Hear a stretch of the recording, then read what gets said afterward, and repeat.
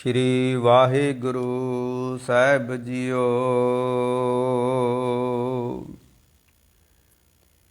ਮਮਾ ਮਨ ਸਿਉ ਕਾਜ ਹੈ,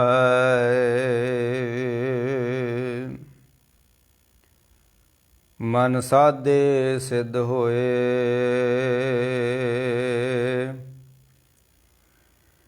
ਮਨ ਹੀ ਮਨ ਸਿਉ ਕਹਿ ਕਬੀਰਾ,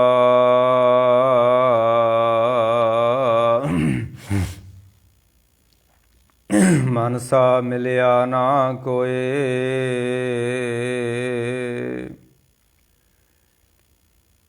ਏ ਮਨ ਸਕਤੀ ਏ ਮਨ ਸਿਓ,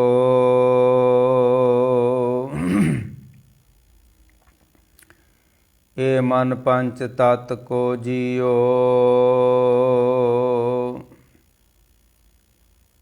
ਏ ਮਨ ਲੈ ਜੋ ਓਨ ਮਨ ਰਹੇ,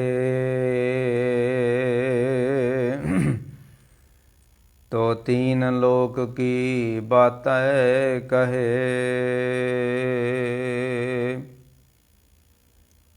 ਏ ਮਨ ਉਲਟ ਸਨਾਤਨ ਹੁਆ, ਤਬ ਜਾਣਿਆ ਜਬ ਜੀਵਤ ਮੁਆ।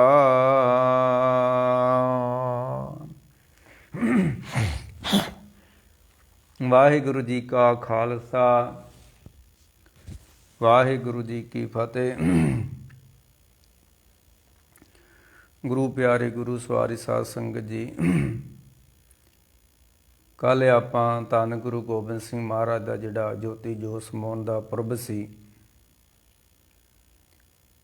ਉਹਦੇ ਸੰਬੰਧ ਵਿੱਚ ਕੁਝ ਗੱਲਾਂ ਕਹੀਆਂ ਸਨ, ਕਿਉਂਕਿ ਇਤਿਹਾਸ ਵਿੱਚ ਬੜੇ ਭੁਲੇਖੇ ਨੇ ਵੀ ਮਹਾਰਾਜ ਨੇ ਆਪਣੀ ਚਿਖਾ ਆਪ ਬਣਾਈ, ਘੋੜਾ ਵੀ ਨਹੀਂ ਲੱਭਿਆ, ਸਰੀਰ ਵੀ ਚਲ ਗਿਆ। ਇੱਦਾਂ ਦੀਆਂ ਗੱਲਾਂ ਜੋ ਭੁਲੇਖਾ ਭਾਊ ਗੱਲਾਂ ਸਨ, ਉਹ 'ਤੇ ਆਪਾਂ ਵਿਚਾਰ ਕੀਤੀ ਸੀ। ਇੱਕ ਹੋਰ ਗਲਤ ਸਾਖੀ ਜੋੜੀ ਜਾਂਦੀ ਹੈ ਕਿ ਗੁਰੂ ਗੋਬਿੰਦ ਸਿੰਘ ਮਹਾਰਾਜ ਨੂੰ ਕਿਸੇ ਮੁਸਲਮਾਨ ਪਠਾਨ ਨੇ ਛੁਰਾ ਮਾਰਿਆ, ਅਤੇ ਜਦੋਂ ਮਹਾਰਾਜ ਸੱਚੇ ਪਾਤਸ਼ਾਹ ਗੁਰੂ ਗੋਬਿੰਦ ਸਿੰਘ ਨੂੰ ਕਿਸੇ ਮੁਸਲਮਾਨ ਨੇ ਛੁਰਾ ਮਾਰਿਆ, ਇੱਕ ਭੁਲੇਖਾ ਪਾਊ ਗੱਲ ਹੈ, ਕਿਉਂ ਕਹੀ ਗਈ ਆ ਇਹਦੇ ਬਾਰੇ ਮੈਂ ਹੁਣ ਨਿਰਣਾ ਨਹੀਂ ਕਰਨਾ ਕਿ ਮੁਸਲਮਾਨ ਪਠਾਨ ਨੇ ਗੁਰੂ ਗੋਬਿੰਦ ਸਿੰਘ ਮਹਾਰਾਜ ਨੂੰ ਛੁਰਾ ਮਾਰਿਆ, ਉਹਨਾਂ ਦਾ ਪੇਟ ਪਾਟ ਗਿਆ। ਮੁੜ ਕੇ ਵੈਦ ਨੂੰ ਬੁਲਾ ਕੇ ਪੇਟ ਨੂੰ ਸੀਤਾ ਗਿਆ, ਜ਼ਖਮ ਠੀਕ ਹੋ ਗਿਆ।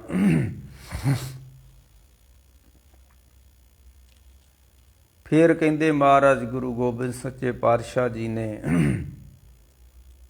ਇੱਕ ਦਿਨ ਤੀਰ ਚਲਾਇਆ, ਜੋ ਸਾਖੀ ਘੜੀ ਗਈ ਹੈ। ਕਿਉਂ ਘੜੀ ਗਈ ਹੈ, ਇਹਦਾ ਵੀ ਕਾਰਨ ਵਾ, ਉਹ ਦੱਸਣਾ ਥੋੜ੍ਹਾ ਜਿਹਾ ਮੁਸ਼ਕਲ ਹੈ। ਗੁਰੂ ਗੋਬਿੰਦ ਸੱਚੇ ਪਾਤਸ਼ਾਹ ਮਹਾਰਾਜ ਨੇ ਤੀਰ ਚਲਾਇਆ ਅਤੇ ਫਿਰ ਉਹਨਾਂ ਦਾ ਜ਼ਖਮ ਜਿਹੜਾ ਸੀ ਫਿਰ ਉਹ ਪਾਟ ਗਿਆ। ਜਿਸ ਵਿਅਕਤੀ ਨੂੰ ਪਤਾ ਹੀ ਨਹੀਂ ਗਾ ਕਿ ਮੈਨੂੰ ਪੇਟ ਪਾਟਾ, ਮੈਨੂੰ ਜ਼ਖਮ ਆ ਅਤੇ ਮੈਂ ਤੀਰ ਚਲਾਵਾਂ ਅਤੇ ਮੇਰਾ ਪੇਟ ਪਾਟ ਜਾਊਗਾ। ਜਿਹੜੇ ਸੱਚੇ ਪਾਤਸ਼ਾਹ ਧੰਨ ਗੁਰੂ ਗੋਬਿੰਦ ਸਿੰਘ ਮਹਾਰਾਜ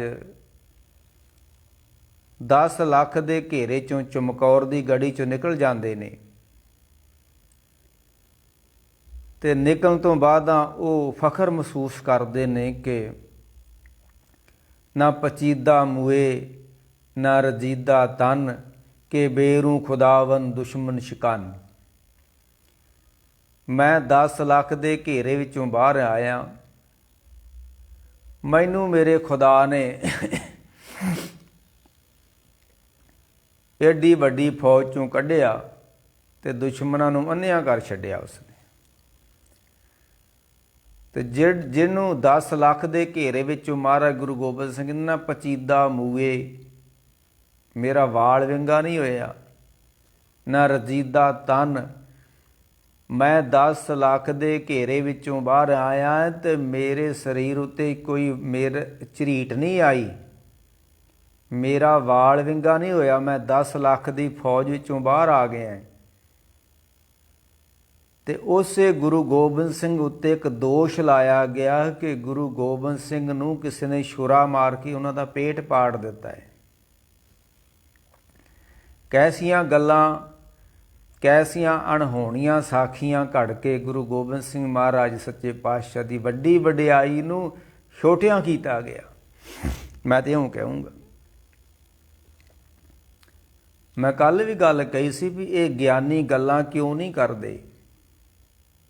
ਜਿਹੜੇ ਸਾਡੀ ਕੌਮ ਦੇ ਨਾਮਵਰ ਗਿਆਨੀ ਨੇ, ਉਹ ਕਿਉਂ ਨਹੀਂ ਕੌਮ ਨੂੰ ਸੱਚ ਦੱਸਦੇ? ਕਿਉਂਕਿ ਉਹਨਾਂ ਨੇ ਪੈਸਾ ਕਮਾਉਣਾ ਹੈ ਤੇ ਉਹਨਾਂ ਨੇ ਲੋਕਾਂ ਨੂੰ ਮਗਰ ਲਾਉਣਾ ਹੈ। ਧਰਮ ਨਾਲ ਉਹਨਾਂ ਦਾ ਕੋਈ ਮਤਲਬ ਨਹੀਂ ਹੈ।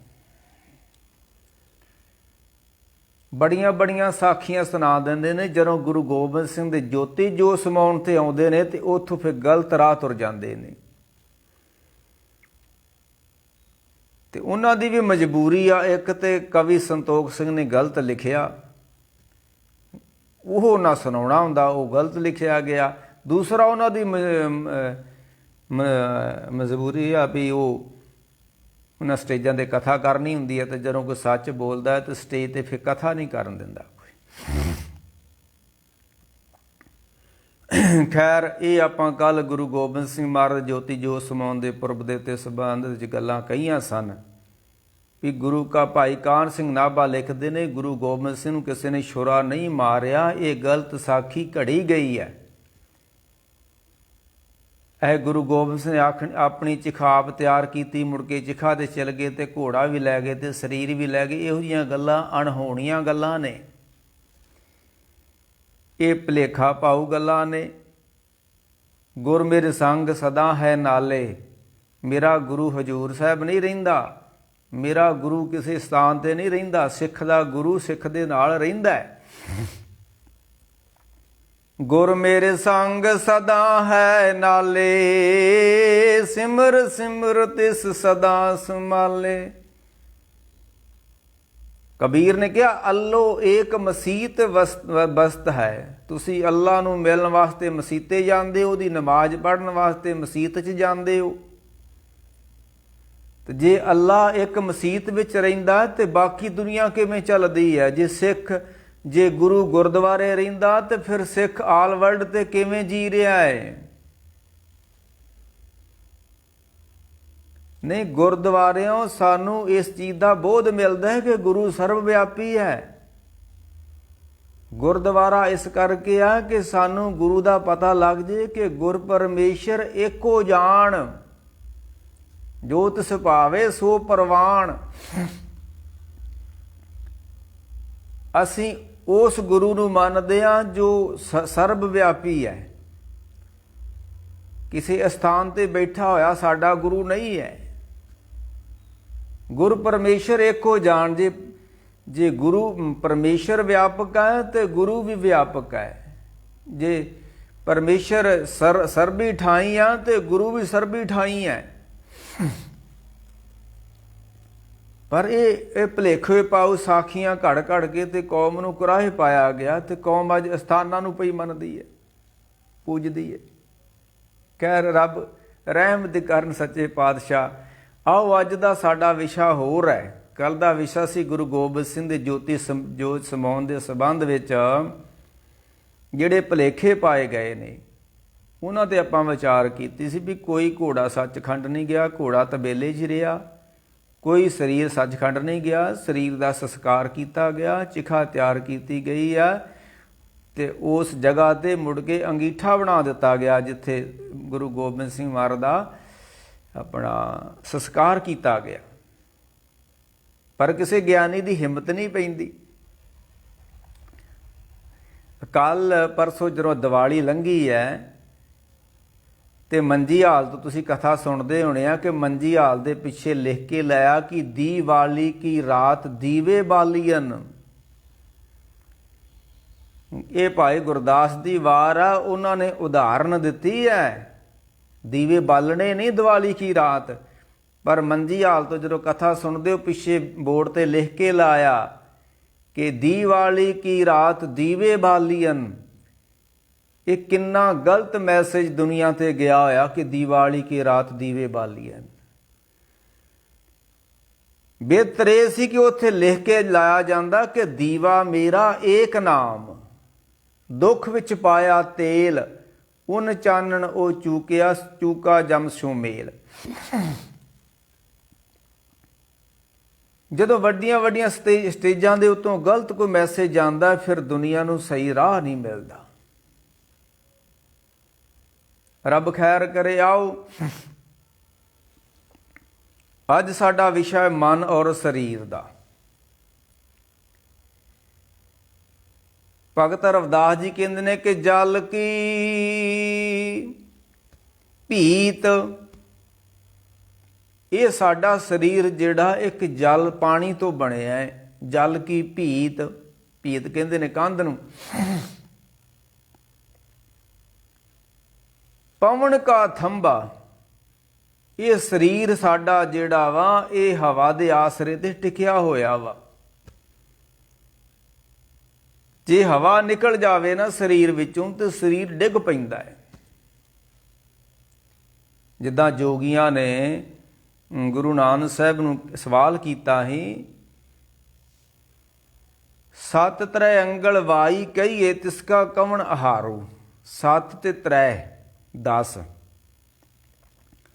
ਜੋਗੀਆਂ ਨੇ ਸਵਾਲ ਕੀਤਾ ਗੁਰੂ ਨਾਨਕ ਸੱਚੇ ਪਾਤਸ਼ਾਹ ਤੇ ਵੀ ਜਿਹੜਾ ਆ ਸਾਡਾ 10 ਉਂਗਲਾਂ ਸਾਹ ਬਾਹਰ ਨੂੰ ਆਉਂਦਾ,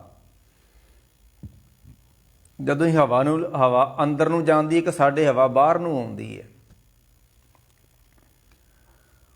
ਉਹ ਜਿਸ ਹਵਾ ਦੇ ਆਸਰੇ ਅਸੀਂ ਟਿਕੇ ਹੋਏ ਹਾਂ 10 ਉਂਗਲਾਂ ਸਾਹ ਬਾਹਰ ਚਲ ਜਾਂਦਾ ਤੇ 10 ਉਂਗਲਾਂ ਫਿਰ ਸਾਹ ਅੰਦਰ ਨੂੰ ਚਲ ਜਾਂਦਾ ਹੈ।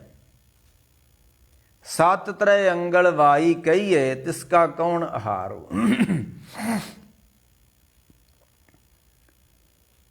ਇਹ ਕਿਹਦੇ ਆਸਰੇ ਤੇ ਟਿਕਿਆ ਹੋਇਆ ਹੈ?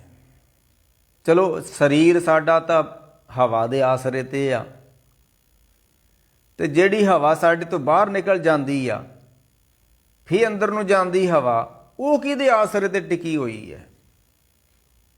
ਸਤ ਤ੍ਰੈ ਅੰਗਲ ਵਾਈ ਆਉਦੂ ਤਿਸਕਾ ਕਵਣ ਆਹਾਰੋ। ਤੇ ਮਹਾਰਾਜ ਨੇ ਆਖਿਆ ਸੀ ਵੀ ਜਿਹੜਾ ਸਰੀਰ ਸਾਡਾ ਹਵਾ ਦੇ ਆਸਰੇ ਤੇ ਆ, ਤੇ ਜਿਹੜੀ ਸਾਡੇ ਅੰਦਰ ਹਵਾ ਟਿਕੀ ਹੋਈ ਆ ਇਹ ਸੱਚ ਦੇ ਆਸਰੇ ਤੇ ਆ। ਵੇਖੋ ਸਾਡੀਆਂ ਗੱਡੀਆਂ ਕਾਰਾਂ ਮੋਟਰਾਂ ਦੇ ਜਿਹੜੇ ਟਾਇਰ ਹੁੰਦੇ ਨੇ ਉਹ ਹਵਾ ਦੇ ਆਸਰੇ ਹੀ ਚੱਲਦੇ ਆ ਨਾ। ਜੇ ਉਹਨਾਂ 'ਚੋਂ ਹਵਾ ਕੱਢ ਦਿਓ ਗੱਡੀ ਖਲੋ ਜਾਂਦੀ ਹੈ ਜੀ, ਇਹ ਟਾਇਰ ਪੈਂਚਰ ਹੋ ਗਿਆ, ਐਡੀ ਵੱਡੀ ਗੱਡੀ ਖਲੋ ਜਾਂਦੀ, ਇੱਕ ਹਵਾ ਨਿਕਲਣਾ। ਹਵਾ ਕਿਉਂ ਨਿਕਲ ਗਈ? ਛੋਟਾ ਜਿਹਾ ਛੇਕ ਹੋ ਗਿਆ। ਤੇ ਐਡੇ ਵੱਡੇ ਸਰੀਰ ਨੂੰ 10 ਵੱਡੇ ਵੱਡੇ ਸੇਕ ਨੇ ਤੇ ਹਵਾ ਕਿਉਂ ਨਹੀਂ ਨਿਕਲਦੀ? ਪਾਣੀ ਕਾ ਕਰ ਪੂਤਰਾ ਉੱਡੇ ਨਾ ਪਵਨ ਖੁੱਲੇ 9 ਦਵਾਰਾ। ਇਹ 9 ਛੇਕ ਨੇ ਸਾਡੇ ਸਰੀਰ ਅੰਦਰ, ਪਰ ਹਵਾ ਨਹੀਂ ਬਾਹਰ ਨਿਕਲਦੀ। ਤੇ ਜਿੱਦਣ ਉਹਦਾ ਹੁਕਮ ਹੋ ਗਿਆ ਪਰਮੇਸ਼ਰ ਦਾ, ਉਦਣ ਇਹ ਹਵਾ ਨਿਕਲ ਜਾਣੀ ਹੈ। ਵੇਖੋ ਹਵਾ ਨੂੰ ਤੇ ਛੋਟਾ ਜਿਹਾ ਸਰਾਖ ਚਾਹੀਦਾ, ਆਉਂਦੀ ਵੀ ਨਿਕਲ ਜਾਂਦੀ ਹੈ। ਤੇ ਏਡੇ ਵੱਡੇ ਸਰਾਖ ਸਾਡੇ ਸਰੀਰ ਨੂੰ 9 ਸਰਾਖ ਨੇ, ਫਿਰ ਵੀ ਹਵਾ ਕਿਸ ਤਰ੍ਹਾਂ ਅੰਦਰ ਟਿਕੀ ਹੋਈ ਆ? ਜੋਗੀਆਂ ਨੇ ਕਿਹਾ ਗੁਰੂ ਨਾਨਕ ਸਾਹਿਬ ਜੀ ਨੂੰ। ਤੇ ਗੁਰੂ ਨਾਨਕ ਸਾਹਿਬ ਕਹਿਣ ਲੱਗੇ ਇਹ ਰੱਬ ਦੇ ਸੱਚ ਦੇ ਆਸਰੇ ਤੇ ਇਹ ਟਿਕੀ ਹੋਈ ਹੈ। ਜਿੱਦਣ ਉਹਦਾ ਹੁਕਮ ਹੋ ਗਿਆ ਨਾ, ਇਹ ਹਵਾ ਸਰੀਰ ਤੋਂ ਬਾਹਰ ਹੋ ਜਾਣੀ ਹੈ। ਜਲ ਕੀ ਭੀਤ ਪਵਨ ਕਾ ਥੰਬਾ, ਰਕਤ ਬੂੰਦ ਕਾ ਗਾਰਾ, ਹਾਡ ਮਾਸ ਮਾੜੀ ਕੋ ਪਿੰਜਰ ਬੰਖੀ ਬਸੇ ਵਿਚਾਰ। ਹਵਾ ਨਿਕਲ ਜਾਵੇ ਤੇ ਸਰੀਰ ਮਰ ਜਾਂਦਾ ਹੈ। ਹਵਾ ਦੇ ਆਸਰੇ ਸਰੀਰ ਜੀਂਦਾ ਹੈ। ਤੇ ਦੂਸਰਾ ਸਾਡਾ ਸਵਾਲ ਆ, ਫਿਰ ਮਨ ਕਿਹਦੇ ਆਸਰੇ ਜੀਂਦਾ ਹੈ? ਮਨ ਸਾਡਾ ਜੀਂਦਾ ਹੈ ਵਿਚਾਰਾਂ ਦੇ ਆਸਰੇ ਤੇ। ਸਰੀਰ ਦੀ ਜਿਹੜੀ ਮੌਤ ਆ ਇਹ ਕੁਦਰਤੀ ਹੈ। ਜਦੋਂ ਸਮਾਂ ਆਉਣਾ ਹੈ ਅਸੀਂ ਸਾਹ ਲਈ ਜਾਂਦੇ ਹਾਂ, ਸਾਹ ਲਈ ਜਾਂਦੇ ਹਾਂ, ਸਾਡੀ ਉਮਰ ਘਟਦੀ ਜਾਂਦੀ ਆ। ਛਿਨ ਛਿਨ ਔਧ ਬਿਹਾਤ ਹੈ, ਫੂਟੇ ਘਟ ਜਿਉਂ ਪਾਣੀ। ਗੁਰੂ ਤੇਗ ਬਹਾਦਰ ਜੀ ਕਹਿੰਦੇ ਤੂੰ ਇੱਕ ਸਾਹ ਲਿਆ ਨਾ, ਸਮਝ ਲਾ ਤੇਰੀ ਉਮਰ ਘਟ ਗਈ। ਦੂਜਾ ਸਾਹ ਲਿਆ, ਤੇਰੀ ਉਮਰ ਘਟ ਗਈ, ਤੂੰ ਘਟਦਾ ਜਾ ਰਿਹਾ ਹੈ। ਤੇ ਉਦਾਹਰਨ ਕੀ ਦਿੱਤੀ ਹੈ? ਫੂਟੇ ਘਟ ਜਿਉਂ ਪਾਣੀ। ਜਿਸ ਤਰ੍ਹਾਂ ਘੜੇ ਵਿੱਚ ਇੱਕ ਛੇਕ ਕਰ ਦਈਏ ਤੇ ਉਹ 'ਚ ਪਿਆ ਪਾਣੀ ਥੋੜ੍ਹਾ ਥੋੜ੍ਹਾ ਥੋੜ੍ਹਾ ਨਿਕਲ ਜਾਂਦਾ। ਜਿਸ ਤਰ੍ਹਾਂ ਹੁਣ ਉਹ ਘੜੇ ਤਾਂ ਰਹੇ ਨਹੀਂ। ਤੇ ਉਦਾਹਰਨ ਦੇ ਦਿਓ, ਜਿਸ ਤਰ੍ਹਾਂ ਇੱਕ ਟੈਂਕੀ ਪਾਣੀ ਦੀ ਭਰੀ, ਉਹ ਟੂਟੀ ਖੋਲ੍ਹਦੀ ਹੈ ਤੇ ਪਾਣੀ ਨਿਕਲਦਾ ਟੈਂਕੀ ਖਾਲੀ ਹੋ ਜਾਂਦੀ ਹੈ ਨਾ। ਇਸੇ ਹੀ ਤਰ੍ਹਾਂ ਸਾਨੂੰ ਰੱਬ ਨੇ ਸਾਸ ਗਿਣ ਮਿੰਥ ਕੇ ਦਿੱਤੇ ਹੋਏ ਨੇ। ਗਣ ਘਾਲੇ, ਗਿਣ ਕੇ, ਗਣ ਉੱਥੇ ਗੰਗੇ ਨਾ ਗਾਂਗੇ, ਗਣ ਘਾਲੇ ਸਭ ਦਿਵਸ ਸਾਸ। ਸਾਨੂੰ ਰੱਬ ਨੇ ਸਾਹ ਗਿਣ ਕੇ ਦਿੱਤੇ ਹੋਏ ਨੇ ਤੇ ਦਿਨ ਗਿਣ ਕੇ ਦਿੱਤੇ ਹੋਏ ਨੇ। ਨਹੀਂ ਵੱਢਣ ਕੱਟਣ ਤੇ ਲਸਾਰ। ਰੱਬ ਵੱਲੋਂ ਦਿੱਤੇ ਹੋਏ ਸਾਹ ਜਿੱਦਣ ਮੁੱਕ ਗਏ ਨਾ, ਉਦਣ ਸਰੀਰ ਮੁੱਕ ਜਾਣਾ ਹੈ। ਉਦਣ ਸਰੀਰ ਡਿੱਗ ਪੈਣਾ ਹੈ। ਸਰੀਰ ਸਾਡਾ ਪਵਨ ਦੇ ਆਸਰੇ ਖੜਾ ਹੋਇਆ ਵਾ, ਹਵਾ ਦੇ ਆਸਰੇ ਖੜਾ ਹੋਇਆ ਵਾ। ਸਾਹ ਨਹੀਂ ਆਇਆ, ਹਵਾ ਨਹੀਂ ਹੈ, ਸਰੀਰ ਮਰ ਗਿਆ, ਸਰੀਰ ਮੁਰਦਾ ਹੋ ਗਿਆ। ਤੇ ਮਨ ਸਾਡਾ ਕਿਹਦੇ ਆਸਰੇ ਜੀਂਦਾ ਹੈ? ਮਨ ਸਾਡਾ ਜੀਂਦਾ ਹੈ ਵਿਚਾਰਾਂ ਦੇ ਆਸਰੇ ਤੇ। ਇਹਦੇ ਵਿੱਚ ਜਿੱਦਣ ਵਿਚਾਰ ਮੁੱਕ ਗਏ ਨਾ, ਉਦਣ ਮਨ ਮਰ ਜਾਣਾ ਹੈ। ਉਸ ਤੋਂ ਪਹਿਲਾਂ ਨਹੀਂ ਮਰਨਾ। ਨਾ ਇਹ ਪਾਠ ਨਾ ਮਰਦਾ ਹੈ, ਨਾ ਕੀਰਤਨ ਨਾ ਮਰਦਾ ਹੈ, ਨਾ ਕਥਾ ਨਾ ਮਰਦਾ ਹੈ। ਇਹ ਜੀਂਦਾ ਰਹਿੰਦਾ ਹੈ। ਹਾਲਾਂਕਿ ਜਿੰਨੇ ਵੀ ਪਾਠੀ ਨੇ, ਗਿਆਨੀ ਨੇ, ਕਥਾਵਾਚਕ ਨੇ, ਕੀਰਤਨੀਏ ਨੇ, ਜਿੰਨੇ ਵੀ ਨੇ ਸਾਡੀ ਕੌਮ ਦੇ, ਇਹਨਾਂ ਦੇ ਮਨ ਵਿੱਚ ਬਹੁਤ ਵੱਧ ਵਿਚਾਰ ਚੱਲਦੇ ਨੇ ਆਮ ਬੰਦਿਆਂ ਨਾਲੋਂ। ਗਿਆਨੀ ਦੇ ਮਨ ਵਿੱਚ ਪੁਰਾਣੀ ਇੱਕ ਮਹਾਂਪੁਰਖਾਂ ਦੀ ਪਰੰਪਰਾ ਹੁੰਦੀ ਸੀ ਵੀ ਜਿਹਨੇ ਮਨ ਨੂੰ ਮਾਰਨਾ ਹੈ ਨਾ, ਜਿੱਦਾਂ ਬਚਨ ਦਾ ਗੁਰ ਮਨ ਮਾਰਿਓ ਕਰ ਸੰਜੋਗਾ।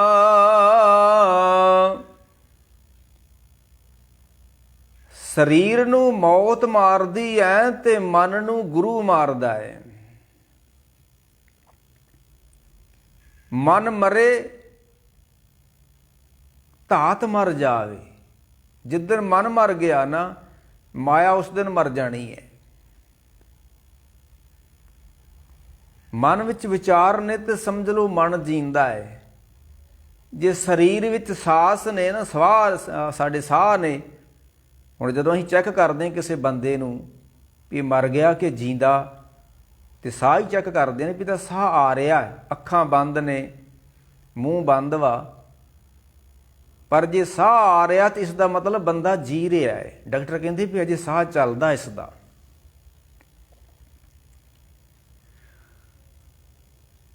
ਤੇ ਗੁਰੂ ਕਹਿੰਦੇ ਨੇ, ਧਰਮ ਕਹਿੰਦਾ ਜੇ ਮਨ ਵਿੱਚੋਂ ਕੋਈ ਵਿਚਾਰ ਆ ਰਹੀ ਹੈ ਨਾ ਤੇਰੇ, ਇਸ ਦਾ ਮਤਲਬ ਜੇ ਤੇਰਾ ਮਨ ਜੀਂਦਾ ਹੈ।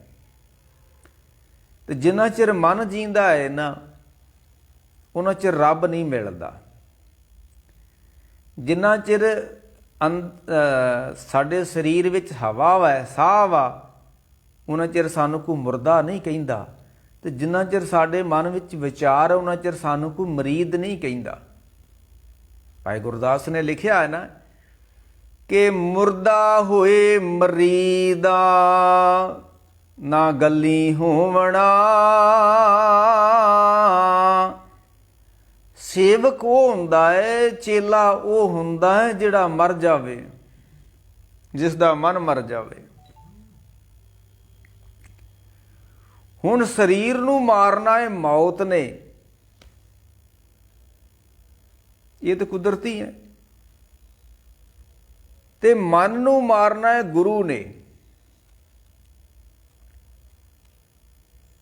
ਗੁਰੂ ਤੋਂ ਬਿਨਾਂ ਮਨ ਮਰਨਾ ਨਹੀਂਗਾ। ਤੇ ਮਹਾਰਾਜ ਕਹਿੰਦੇ ਨੇ ਕਿ ਮਨ ਮਾਰੇ, ਮਨ ਮਾਰ ਲਿਆ, ਧਾਤ ਮਰ ਜਾਏ। ਉਦਣ ਮਾਇਆ ਮਰਨੀ ਹੈ ਜਿੱਦਣ ਮਨ ਮਰਿਆ। ਉਹਨਾਂ ਚਿਰ ਮਾਇਆ ਨਹੀਂ ਮਰਨੀ ਜਿੰਨਾ ਚਿਰ ਮਨ ਨਾ ਮਰਿਆ। ਤੇ ਪੁਰਾਣੀ ਇੱਕ ਪਰੰਪਰਾ ਹੁੰਦੀ ਸੀ ਰਿਸ਼ੀਆਂ ਮਹਾਂਪੁਰਖਾਂ ਦੀ। ਜਿਸ ਤਰ੍ਹਾਂ ਕੋਈ ਭੁੱਖ ਹੜਤਾਲ ਕਰ ਦਿੰਦਾ ਨਾ ਬੰਦਾ, 50 ਦਿਨ ਹੋ ਗਏ, 60 ਦਿਨ ਹੋ ਗਏ, 70 ਦਿਨ ਹੋ ਗਏ, 100 ਦਿਨ ਹੋ ਗਏ ਭੁੱਖ ਹੜਤਾਲ ਕੀਤੀ ਨੂੰ, ਉਹ ਪਾਣੀ ਵੀ ਨਹੀਂ ਪੀਂਦਾ, ਰੋਟੀ ਵੀ ਨਹੀਂ ਖਾਂਦਾ, ਫਿਰ ਉਹ ਮਰ ਜਾਂਦਾ ਹੈ। ਜਦ ਰੋਟੀ ਪਾਣੀ ਬੰਦ ਕਰ ਦਿਓ ਨਾ ਤੇ ਉਹ ਸਰੀਰ ਮਰ ਜਾਂਦਾ ਹੈ। ਤੇ ਪੁਰਾਤਨ ਮਹਾਂਪੁਰਖਾਂ ਰਿਸ਼ੀਆਂ ਮੁਨੀਆਂ ਨੇ ਆਖਿਆ ਸੀ ਵੀ ਦੁਨੀਆ ਤੋਂ ਦੂਰ ਜਾ ਕੇ ਜੇ ਭੁੱਖ ਹੜਤਾਲ ਕਰ ਦਿਓ ਨਾ, ਪਾਣੀ ਨਾ ਦਿਓ ਸਰੀਰ ਨੂੰ, ਰੋਟੀ ਨਾ ਦਿਓ ਸਰੀਰ ਨੂੰ, 50 ਦਿਨ ਜੀ ਲੂ, 60 ਦਿਨ ਜੀ ਲੂ, 70 ਦਿਨ ਜੀ ਲੂ, 100 ਦਿਨ ਜੀ ਲੂ, ਇੱਕ ਦਿਨ ਇਸਨੇ ਮਰ ਜਾਣਾ ਹੈ ਸਰੀਰ ਨੇ। ਤੇ ਪੁਰਾਣੇ ਮਹਾਂਪੁਰਖਾਂ ਨੇ, ਰਿਸ਼ੀਆਂ ਮੁਨੀਆਂ ਨੇ ਇੱਕ ਮਰਜ਼ਾਦਾ ਬੱਧੀ ਸੀ ਵੀ ਜੇ ਤੁਸੀਂ ਮਨ ਨੂੰ ਮਾਰਨਾ ਹੈ ਨਾ, ਜਿੱਦਾਂ ਕਬੀਰ ਨੇ ਕਿਹਾ ਮਨ ਮਾਰਨ, ਗੁਰੂ ਕੀ ਬਾਣੀ ਦਾ ਬਚਨ ਹੁੰਦਾ ਹੈ, ਮਨ ਮਾਰਨ ਕਾਰਨ ਬਣ ਜਾਈਏ। ਉਹ ਕਹਿੰਦੇ ਸੀ ਦੁਨੀਆ ਤੋਂ ਦੂਰ ਜਾ ਕੇ ਤੇ ਇਹਨੂੰ ਮਾਰੋ ਥੋੜਾ ਜਿਹਾ ਮਨ ਨੂੰ, ਇਹਦੇ ਵਿਚਾਰ ਬੰਦ ਕਰ ਦਿਓ, ਇਹ ਜੋ ਸੁਣਦਾ ਹੈ ਸੁਣਨਾ ਬੰਦ ਕਰ ਦਿਓ, ਜੋ ਇਹ ਬੋਲਦਾ ਇਸ ਦਾ ਬੋਲਣਾ ਬੰਦ ਕਰ ਦਿਓ, ਜੋ ਵੇਖਦਾ ਇਸ ਦਾ ਵੇਖਣਾ ਬੰਦ ਕਰ ਦਿਓ। ਤੇ ਜਦੋਂ ਇਹਦੀਆਂ ਤੁਸੀਂ ਵੇਖਣਾ ਬੰਦ ਕਰ ਦਿੱਤਾ, ਬੋਲਣਾ ਬੰਦ ਕਰ ਦਿੱਤਾ, ਸੁਣਨਾ ਬੰਦ ਕਰ ਦਿੱਤਾ, ਤੇ ਸਮੇਂ ਦੇ ਨਾਲ ਇਹ ਮਨ ਸਹਿਜੇ ਸਹਿਜੇ ਮਰਦਾ ਮਰਦਾ ਮਰਦਾ ਮਰ ਜਾਏਗਾ। ਪਰ ਤੁਸੀਂ ਇਹਦੀ ਇੱਕ ਚੀਜ਼ ਬੰਦ ਕਰ ਦਿਓ, ਵੇਖਣਾ ਬੰਦ ਕਰ ਦਿਓ, ਤੇ ਪਹਿਲੋਂ ਨੂੰ ਵੱਧ ਰੌਲੀ ਪਾਉਣ ਲੱਗ ਪੈਂਦਾ ਹੈ ਮਨ, ਜਿਹੜਾ ਮਰਦਾ ਨਹੀਂ ਹੈ। ਇਹ ਭੁਲੇਖਾ ਵਾ। ਇਹਦਾ ਅੱਖਾਂ ਬੰਦ ਕਰਕੇ ਬਹਿ ਜਾਓ, ਵਾਹਿਗੁਰੂ ਵਾਹਿਗੁਰੂ ਸਿਮਰਨ ਕਰੋ, ਇਹ ਸਗੋਂ ਨੱਚਣ ਲੱਗ ਪੈਂਦਾ, ਸਗੋਂ ਰੌਲੀ ਵੱਧ ਪਾਉਣ ਲੱਗ ਪੈਂਦਾ ਹੈ। ਤੇ ਉਹ ਪੁਰਾਤਨ ਮਹਾਂਪੁਰਖਾਂ ਰਿਸ਼ੀਆਂ ਮੁਨੀਆਂ ਨੇ ਇਹ ਕਿਹਾ ਸੀ ਕਿ ਥੋੜਾ ਸਮਾਂ ਜ਼ਿੰਦਗੀ ਦਾ ਕੱਢ ਕੇ ਉਸ ਜਗ੍ਹਾ ਤੇ ਰਹੋ ਜਿੱਥੇ ਤੁਸੀਂ ਇਕੱਲੇ ਹੋ, ਦੂਸਰਾ ਨਾ ਕੋਈ ਹੋਵੇ। ਜਿਹੜੇ ਆਮ ਸਾਡੇ ਕਈ ਸਵਾਲ ਕਰਦੇ ਨੇ ਵੀ ਅੱਗੋਂ ਪਿੱਛੋਂ ਨਹੀਂ ਇੰਨੇ ਵਿਚਾਰ ਮਨ ਵਿੱਚ ਆਉਂਦੇ ਜਦੋਂ ਪਾਠ ਕਰਦਿਆਂ ਆਉਂਦੇ ਨੇ। ਇਸ ਦਾ ਇਹ ਮਤਲਬ ਨਹੀਂ ਗਾ ਕਿ ਪਹਿਲੋਂ ਮਨ ਕੋਈ ਰੱਬ ਨਾਲ ਜੁੜਿਆ ਸੀ, ਨਹੀਂ, ਉਹ ਵਿਚਾਰ ਜਿਹੜੇ ਸੀ ਮਨ ਦੇ ਵਿੱਚ ਨੱਪੇ ਗਏ ਸਨ। ਜਿਸ ਤਰ੍ਹਾਂ ਇੱਕ ਦੀਵਾ ਜਗਾ ਦਈਏ ਨਾ ਰਾਤ ਨੂੰ, ਸੌਣ ਭਾਦੋਂ ਦੇ ਮਹੀਨਾ ਹੋਵੇ ਤੇ ਦੀਵਾ ਜਗਾਈਏ ਤੇ ਰੁੱਡਾਂ ਵਿੱਚੋਂ ਭਮੱਕੜ ਜੇ ਨਿਕਲ ਨਿਕਲ ਕੇ ਆਉਂਦੇ ਆ ਤੇ ਦੀਵੇ ਤੇ ਸੜੀ ਜਾਂਦੇ ਤੇ ਮਰੀ ਜਾਂਦੇ ਆ। ਤੇ ਮਹਾਂਪੁਰਖਾਂ ਨੇ ਕਿਹਾ ਵੀ ਇਸ ਤਰ੍ਹਾਂ ਧਿਆਨ ਧਰ ਕੇ ਬਹਿ ਜਾਓ, ਸਿਮਰਨ ਕਰਨਾ ਕਰ ਲਓ, ਨਹੀਂ ਕਰਨਾ ਨਾ ਕਰੋ, ਇਸ ਤਰ੍ਹਾਂ ਧਿਆਨ ਕਰੋ। ਬਾਣੀ ਤੇ ਸਿਮਰਨ ਮੰਨਦੀ ਹੈ। ਤੇ ਇਹ ਕੀ ਹੋਣਾ, ਵਿਚਾਰ ਨਿਕਲਣੇ ਸ਼ੁਰੂ ਹੋ ਜਾਣੇ ਤੁਹਾਡੇ ਮਨ ਦੇ ਵਿੱਚੋਂ। ਜਦੋਂ ਇਸ ਤਰ੍ਹਾਂ ਬੈਠ ਗਏ ਨਾ, ਵਾਹਿਗੁਰੂ ਵਾਹਿਗੁਰੂ ਕੀਰਤਨ ਸੁਣ ਬੈਠ ਗਏ, ਪਾਠ ਸੁਣਨ ਬੈਠ ਗਏ ਜਾਂ ਧਿਆਨ ਵਿੱਚ ਬੈਠ ਗਏ, ਹੋਣਾ ਕੀ ਆ ਕਿ ਵਿਚਾਰ ਮਨ ਵਿੱਚ ਬਹੁਤ ਪੈਦਾ ਹੋਣੇ ਸ਼ੁਰੂ ਹੋ ਜਾਣੇ ਨੇ। ਤੇ ਬੰਦਾ ਵਿਚਾਰਾਂ ਤੋਂ ਘਾਬਰ ਜਾਂਦਾ ਕਿ ਇਹ ਤੇ ਵਿਚਾਰ ਪਹਿਲੋਂ ਨਹੀਂ ਸੀ, ਹੁਣ ਮੈਂ ਇਸ ਤਰ੍ਹਾਂ ਬੈਠ ਗਿਆ ਵਾਂ ਤੇ ਵਿਚਾਰ ਆਉਣੇ ਸ਼ੁਰੂ ਹੋ ਗਏ ਨੇ। ਆਉਣੇ ਚਾਹੀਦੇ ਆ, ਇਹ ਜਿੰਨੇ ਆਉਣ ਓਨੇ ਹੀ ਚੰਗਾ। ਹਾਲਾਂਕਿ ਲੋਕੀ ਡਰ ਜਾਂਦੇ ਨੇ, ਲੋਕੀ ਘਾਬਰ ਜਾਂਦੇ ਨੇ ਕਿ ਵਿਚਾਰ ਕਿਉਂ ਆ ਗਏ। ਇਹ ਆਉਣੇ ਚਾਹੀਦੇ ਨੇ, ਇਹ ਮਨ ਵਿੱਚ ਛਿਪੇ ਹੋਏ ਨੇ। ਜਿਸ ਤਰ੍ਹਾਂ ਆ ਪੈਲੀਆਂ ਨੂੰ ਪਾਣੀ ਲਾਈਦਾ ਨਾ, ਜਦੋਂ ਕਣਕਾਂ ਦੇ ਵੱਢ ਹੋਣ ਤੇ ਰੁੱਡਾਂ 'ਚੋਂ ਚੂਹੇ ਨਿਕਲ ਆਉਂਦੇ ਨੇ, ਪਾਣੀ ਲਾਇਆ। ਇਹਦਾ ਮਤਲਬ ਪਾਣੀ ਨੇ, ਜਿੱਦਾਂ ਚੂਹੇ ਪਹਿਲੋਂ ਵੀ ਹੈਗੇ ਸੀ ਰੁੱਡ ਦੇ ਵਿੱਚ ਹੀ ਜ਼ਮੀਨ 'ਚ, ਪਰ ਪਾਣੀ ਨੇ ਕੱਢ ਦਿੱਤੇ ਨੇ। ਇਸ ਦਾ ਇਹ ਮਤਲਬ ਮਨ ਵਿੱਚ ਵਿਚਾਰ ਪਹਿਲਾਂ ਵੀ ਸਾਡੇ ਹੈਗੇ ਸੀ, ਹੁਣ ਧਿਆਨ ਨੇ ਕੱਢ ਦਿੱਤੇ ਨੇ। ਉਹ ਇਸ ਤਰ੍ਹਾਂ ਬੈਠ ਗਏ ਨਾ ਜਦੋਂ, ਸਿਮਰਨ ਕਰਨ। ਤੇ ਜਿਸ ਤਰ੍ਹਾਂ ਇੱਕ ਭਮੱਕੜ ਸੜਦੇ ਜਾਂਦੇ ਆ ਨਾ ਰੋਡ ਚੋਂ ਨਿਕਲ ਕੇ ਬਾਹਰ ਆਣ ਕੇ, ਇਹ ਧਿਆਨ ਕੀ ਕਰਦਾ ਹੈ? ਤੁਹਾਡੇ ਵਿਚਾਰਾਂ ਨੂੰ ਸਾੜਦਾ ਹੈ, ਮਾਰਦਾ ਹੈ। ਤੁਸੀਂ ਧਿਆਨ ਕਰਦੇ ਹੋ, ਸਿਮਰਨ ਕਰਦੇ ਹੋ, ਤੇ ਜਿਹੜੇ ਵਿਚਾਰ ਨਿਕਲਦੇ ਆ ਨਾ ਉਹਨੂੰ ਨਿਕਲਣ ਦਿਓ, ਬੜੀ ਤੇਜ਼ੀ ਨਾਲ ਨਿਕਲਣ ਦਿਓ, ਕੁਛ ਨਾ ਕਰੋ ਤੁਸੀਂ, ਕਿਉਂਕਿ ਤਾਂ ਰੋਕੇ ਤਾਂ ਜਾਣੇ ਨਹੀਂ ਹੋ, ਰੁਕਣੇ ਤਾਂ ਹੈ ਹੀ ਨਹੀਂ ਆ। ਉਹ ਕੀ ਹੋਣਾ? ਜਿਸ ਤਰ੍ਹਾਂ ਇੱਕ ਦੀਵਾ ਜਗਦਾ ਰਵੇ ਤੇ ਭਮੱਕੜ ਸੜ ਸੜ ਕੇ ਮਰਦੇ ਜਾਂਦੇ ਆ ਨਾ, ਇਸ ਤਰ੍ਹਾਂ ਜੇ ਕੋਈ ਧਿਆਨ ਕਰਦਾ ਰਵੇ, ਸਿਮਰਨ ਕਰਦਾ ਰਵੇ, ਉਹ ਵਿਚਾਰ ਫਿਰ ਜਿਹੜੇ ਮਰਦੇ ਜਾਣੇ ਨੇ, ਜਿੰਨਾ ਚਿਰ ਉਹ ਨਿਕਲੇ ਨੇ ਨਾ ਵਿਚਾਰ, ਜਿੰਨਾ ਚਿਰ ਨਿਕਲੇ ਨਾ ਉਹਨਾਂ ਚਿਰ ਮਰਨੇ ਨਹੀਂ ਹੈ, ਅੰਦਰ ਛਿਪੇ ਰਹਿਣੇ ਨੇ। ਜਿਸ ਤਰ੍ਹਾਂ ਚੂਹੇ ਖੁੱਡ ਵਿੱਚੋਂ ਨਿਕਲਣਾ ਨਾ ਪਾਣੀ ਪਾਇਆ, ਉਹ ਜੀਂਦੇ ਰਹਿੰਦੇ ਨੇ ਨਾ, ਇਸੇ ਤਰ੍ਹਾਂ ਵਿਚਾਰ ਅੰਦਰ ਜੀਂਦੇ ਰਹਿੰਦੇ ਨੇ। ਬਸ ਇਹ ਪਾਠ ਹੀ ਆ, ਇਹ ਕੀਰਤਨ ਹੀ ਆ ਜਿਹੜਾ ਵਿਚਾਰਾਂ ਨੂੰ ਬਾਹਰ ਨੂੰ ਕੱਢਦਾ। ਫਿਰ ਤੇ ਜਿਉਂ-ਜਿਉਂ ਵਿਚਾਰ ਨਿਕਲਦੇ ਜਾਣ, ਤਿਉਂ-ਤਿਉਂ ਮਨ ਦੀ ਮੌਤ ਸਮਝ ਲਓ ਹੁੰਦੀ ਜਾ ਰਹੀ ਹੈ। ਜਿਸ ਤਰ੍ਹਾਂ ਹੁਣ ਸਰੀਰ ਜਿਉਂ-ਜਿਉਂ ਬੁੱਢਾ ਹੁੰਦਾ ਜਾ ਰਿਹਾ ਹੈ ਨਾ, ਤੇ ਸਾਹ ਸਾਡੇ ਘਟਦੇ ਜਾ ਰਹੇ ਨੇ, ਇਸੇ ਤਰ੍ਹਾਂ ਜਿਉਂ-ਜਿਉਂ ਵਿਚਾਰ ਮਨ ਵਿੱਚੋਂ ਨਿਕਲਦੇ ਨੇ, ਇਹਨਾਂ ਨੂੰ ਨਿਕਲਣ ਦਿਓ, ਖੁੱਲ੍ਹੇ ਦਿਲ ਨਾਲ ਨਿਕਲਣ ਦਿਓ। ਬੈਠੇ ਰਹੋ ਇਸ ਤਰ੍ਹਾਂ ਸਿਮਰਨ ਵਿੱਚ। 6 ਮਹੀਨੇ ਨਿਕਲਣਗੇ, ਸਾਲ ਨਿਕਲਣਗੇ, 2 ਸਾਲ ਨਿਕਲਣਗੇ, ਨਿਕਲਣ ਦਿਓ, ਨਿਕਲੀ ਜਾਣ ਦਿਓ। ਇਹ ਸੜਦੇ ਜਾਣਗੇ, ਇਹ ਮਰਦੇ ਜਾਣਗੇ। ਜਿਹੜਾ ਹੁਣ ਵਿਚਾਰ ਆ ਉਹ ਘੜੀ ਕੁ ਨੂੰ ਹੋਰ ਵਿਚਾਰ ਹੋ ਜਾਣਾ, ਘੜੀ ਕੁ ਨੂੰ ਹੋਰ ਨਵਾਂ ਵਿਚਾਰ ਮਨ ਵਿੱਚੋਂ ਪੈਦਾ ਹੋ ਜਾਣਾ। ਹੋਣ ਦਿਓ ਪੈਦਾ, ਕਿੰਨਾ ਕੁ ਚਿਰ ਪੈਦਾ ਹੁੰਦੇ ਰਹਿਣਗੇ। ਦੀਵਾ ਜਗਦਾ ਰਵੇ ਤੇ ਭਮੱਕੜ ਕਿੰਨਾ ਕੁ ਚਿਰ ਰੋਡ ਚੋਂ ਨਿਕਲਣਗੇ, ਚੂਹੇ ਕਿੰਨੇ ਕੁ ਖੁੱਡ ਵਿੱਚੋਂ ਨਿਕਲਣਗੇ, ਉੱਠ ਕੇ ਮਰ ਜਾਣੇ ਨੇ, ਖਤਮ ਹੋ ਜਾਣੇ ਨੇ ਚੂਹੇ। ਇਸੇ ਤਰ੍ਹਾਂ ਮਨ ਦੇ ਵਿਚਾਰ ਨੇ। ਤੇ ਕਬੀਰ ਸਾਹਿਬ ਕਹਿੰਦੇ ਜਦੋਂ ਮੈਂ ਇਸ ਤਰ੍ਹਾਂ ਬੈਠਾ ਧਿਆਨ ਦੇ ਵਿੱਚ, ਸਿਮਰਨ ਵਿੱਚ, ਤੇ ਵਿਚਾਰ ਆਉਣੇ ਸ਼ੁਰੂ ਹੋ ਗਏ। ਆਈ ਗਏ, ਮੈਂ ਸੁਣਦਾ ਗਿਆ, ਮੈਂ ਵੇਖਦਾ ਗਿਆ। ਹੁਣ ਅੱਜ ਸਾਡੀ ਕੌਮ ਦੇ ਕੋਲ ਨਾ ਅਧਿਆਤਮਕ ਗਿਆਨੀ ਬਹੁਤ ਘੱਟ ਨੇ। ਮੈਂ ਕੱਲ ਪਰਸੋਂ ਵੇਖ ਰਿਹਾ ਸੀ ਨੈੱਟ ਦੇ ਅੰਦਰ, ਸਾਡੇ ਦੇਸ਼ ਵਿੱਚ ਅਧਿਆਤਮਕ ਇਸ ਵੇਲੇ ਗੁਰੂ ਕਿੰਨੇ ਨੇ? 3 ਜਾਂ 4 ਨੈੱਟ ਨੇ ਦੱਸੇ ਸੀ, ਉਹ ਵੀ ਸਨਾਤਨ ਮਤ ਦੇ। ਸਾਡੇ ਨਹੀਂ, ਸਾਡੇ 'ਚ ਕੋਈ ਨਹੀਂ ਹੈ ਅਧਿਆਤਮਕ ਗੁਰੂ ਜਿਹੜਾ ਹੋਵੇ, ਜਿਹਨੇ ਮਨ ਨੂੰ ਸ਼ਾਂਤ ਕਰ ਲਿਆ ਹੋਵੇ। ਵੇਖੋ ਹੁਣ ਜਦੋਂ ਸਰੀਰ ਸ਼ਾਂਤ ਹੋ ਜਾਂਦਾ ਹੈ, ਜਦੋਂ ਸਾਹ ਮੁੱਕ ਜਾਂਦੇ ਨਾ, ਤਾਂ ਸਰੀਰ ਐ ਸ਼ਾਂਤ ਹੋ ਜਾਂਦਾ ਹੈ, ਉਹ ਮੁੜ ਕੇ ਨਹੀਂ ਬੋਲਦਾ। ਮੁਰਦਾ ਹੋਏ ਮਰੀਜ਼ ਨਾਲ ਗੱਲ ਹੀ ਹੋਵਣਾ। ਤੇ ਜਦੋਂ ਮਨ ਵਿੱਚੋਂ ਵਿਚਾਰ ਮੁੱਕ ਜਾਣ, ਮਨ ਸ਼ਾਂਤ ਹੋ ਜਾਂਦਾ ਹੈ। ਕਬੀਰ ਸਾਹਿਬ ਨੇ ਇਹਨੂੰ ਕਿਹਾ ਹੈ ਕਿ ਟੁਕ ਦਮ ਕਰਾਰੀ ਜੋ ਕਰੋ ਤੋ ਹਾਜ਼ਰ ਹਜ਼ੂਰ ਖੁਦਾਏ। ਜਦੋਂ ਚਿੱਤ ਸ਼ਾਂਤ ਹੋ ਗਿਆ, ਚਿੱਤ ਟਿਕ ਗਿਆ, ਮਨ ਟਿਕ ਗਿਆ, ਤੋ ਪਰਮੇਸ਼ਰ ਦੀ ਹਜ਼ੂਰੀ ਪ੍ਰਾਪਤ ਹੋ ਜਾਣੀ ਹੈ। ਜਿੰਨਾ ਚਿਰ ਮਨ ਬੋਲਦਾ ਹੈ ਨਾ, ਮਨ ਅੰਦਰ ਬੋਲੇ ਸਭ ਕੋਈ, ਮਨ ਮਾਰੇ ਬਿਨ ਭਗਤ ਨਾ ਹੋਈ, ਉਨਾ ਚਿਰ ਰੱਬ ਦਾ ਦੀਦਾਰ ਨਹੀਂ ਹੋਣਾ ਜਿੰਨਾ ਚਿਰ ਮਨ ਵਿੱਚੋਂ ਵਿਚਾਰ ਨਾ ਮੁੱਕੀ।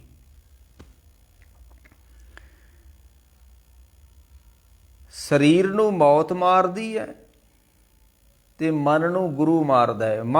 ਗੁਰ ਮਨ ਮਾਰਿਓ ਕਰ ਸੰਜੋਗ। ਗੁਰੂ ਨੇ ਕੀ ਕਰਨਾ ਹੈ? ਗੁਰੂ ਨੇ ਸ਼ਬਦ ਦੇ ਨਾਲ ਜੋੜ ਦੇਣਾ ਹੈ। ਤੇ ਮਨ ਦੀ ਮੌਤ ਹੋ ਜਾਣੀ, ਮਨ ਦੇ ਵਿਚਾਰ ਖਤਮ ਹੋ ਜਾਣੇ ਨੇ। ਤੇ ਕਬੀਰ ਸਾਹਿਬ ਕਹਿੰਦੇ ਜਿੱਦਣ ਮਨ ਦੇ ਵਿਚਾਰ ਖਤਮ ਹੋ ਜਾਂਦੇ ਆ ਨਾ,